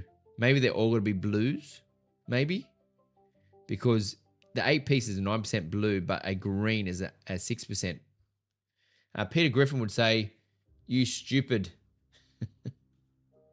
No. Could be a rarity. Yeah, it might be. It might be. Welcome in, Elijah. Welcome in. If you want, you can take 2 bonuses with 5 pieces and 3 pieces. Yeah, it's possible. It's definitely something to think about. So when we go back over to the sword, because this is the hard part, there's 2 swords. There's 2 swords that we can pick. And it's either the Silvertooth or the Kingfisher's Slasher. And to be honest, I feel like the Kingfisher's Slasher is far better. It's far better. I don't know what the strength and the dexterity translating to compared to physical penetration rating and physical critical chance rating. But I think if you get some good rolls, the dexterity, for example, if you get some good, I'm going to go Kingfisher's Slasher. It just seems too good to be to turn down. And then on our offhand, this is where we have a choice to carry whatever we want. And I think, to be honest, I feel like we do exactly what we had for the archer, because we had the bow because we want the physical power rating. If he gets a bow, that's going to stack that physical power rating on top anyway. So, and they're all magicals. For level 10, I think that's it. 3 more hours to go. Then 3 days, Judla. 3 days. Well done, mate. Well done. And then the shield. The shield's our last one. Physical block mitigation, armor, max health. What are these? Oh, no, they're the 2-handed things. So armor, max health, physical block chance. So we've got potentially this one. And what was the other one up top? Okay, so it's either physical block chance rating, armor, and constitution. It's funny how so you got 2 shields, and this is the thing that's going to make or break what we pick. Do we want 1 to 4 constitution, or do we want 8 to 73 max health? I personally would go the constitution, I think. And I think that's it. Update. Build update successful. Oh, nice. It saved at that time.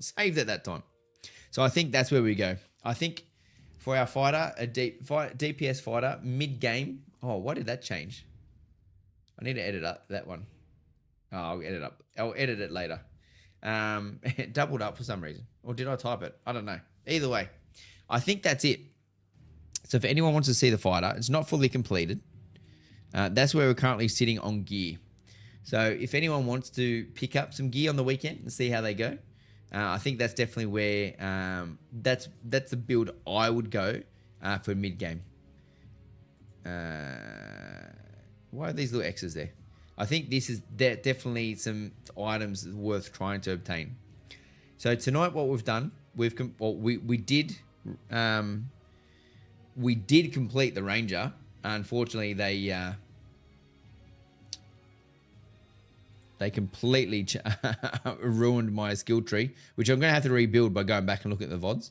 The fighters set in, but this is what we're going to go for the Ranger and see what we can build. See if we can achieve this on the weekend.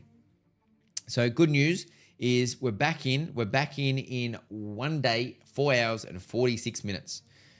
So we don't have long before we're back in and we get to play the game again. As you can see, what am I fighting here? Oh, I was so annoyed when I was fighting this. So there was a mob here just grinding some mobs, but there was an event here at the time. And I'm like, guys, you need to be killing these things. I was essentially yelling, like, guys, kill the muckmores. And we literally had 2 minutes, as you can see on the timer. We're up to the last muckmore. And yeah, we couldn't kill it. But for some reason, they're fighting skeletons. I'm like, I don't know why you're fighting skeletons. Even up at this point right now, they were fighting skeletons. It was like, oh, I'm going to go hit this guy for some reason. Like, there's a... Why they were randomly doing it, I had no idea. Yeah, you're going to be staying up late to be back on Ashes immediately tomorrow night? No, well, it's currently 11:15 for me. So it's 11:15 for me at the moment, 8 p.m. So I'm going to head off to bed. Then I've got a full work day tomorrow.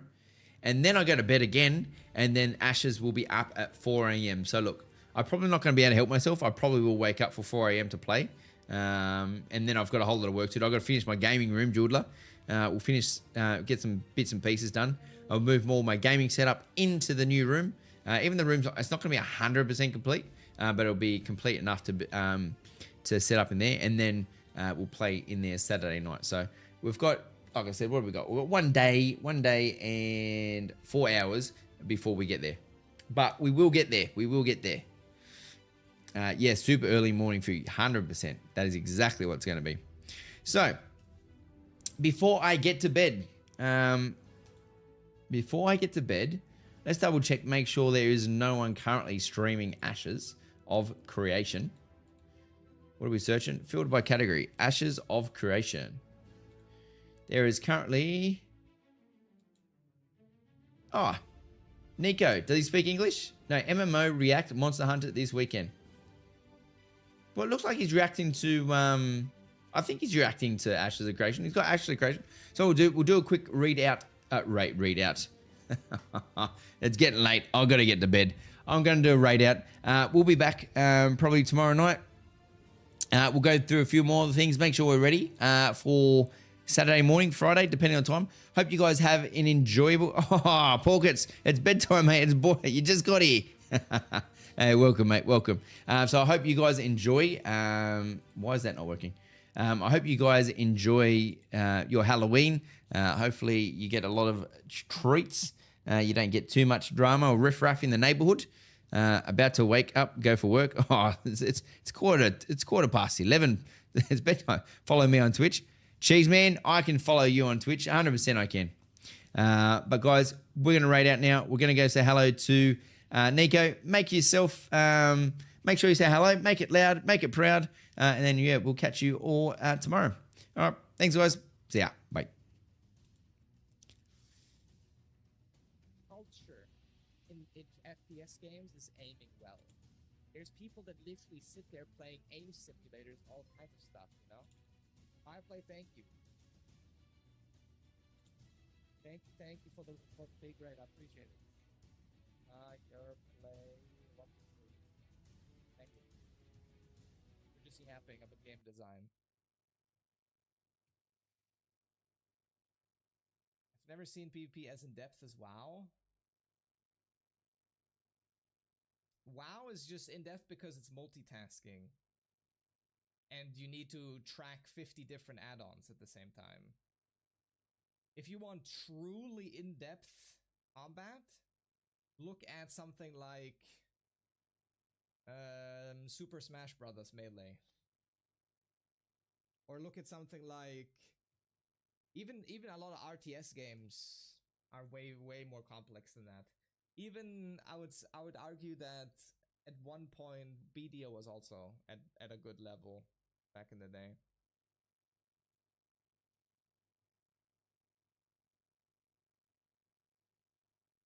have those things also. I haven't played BDO high end, but from what I can see, while the game has CC spells are less consequential. Yes, but that is not a symptom of action combat. That's a system of BDO, just modern BDO combat not being very well designed. Yes. Yes, I've played, as I said, I was rank 2 Enhanced Shaman in EU, in 2v2 and Shadow at Lance launch. And even in Dragonflight, I was like rank 5 or something in solo shuffle for like a day. Not that that matters, but it was in the very beginning.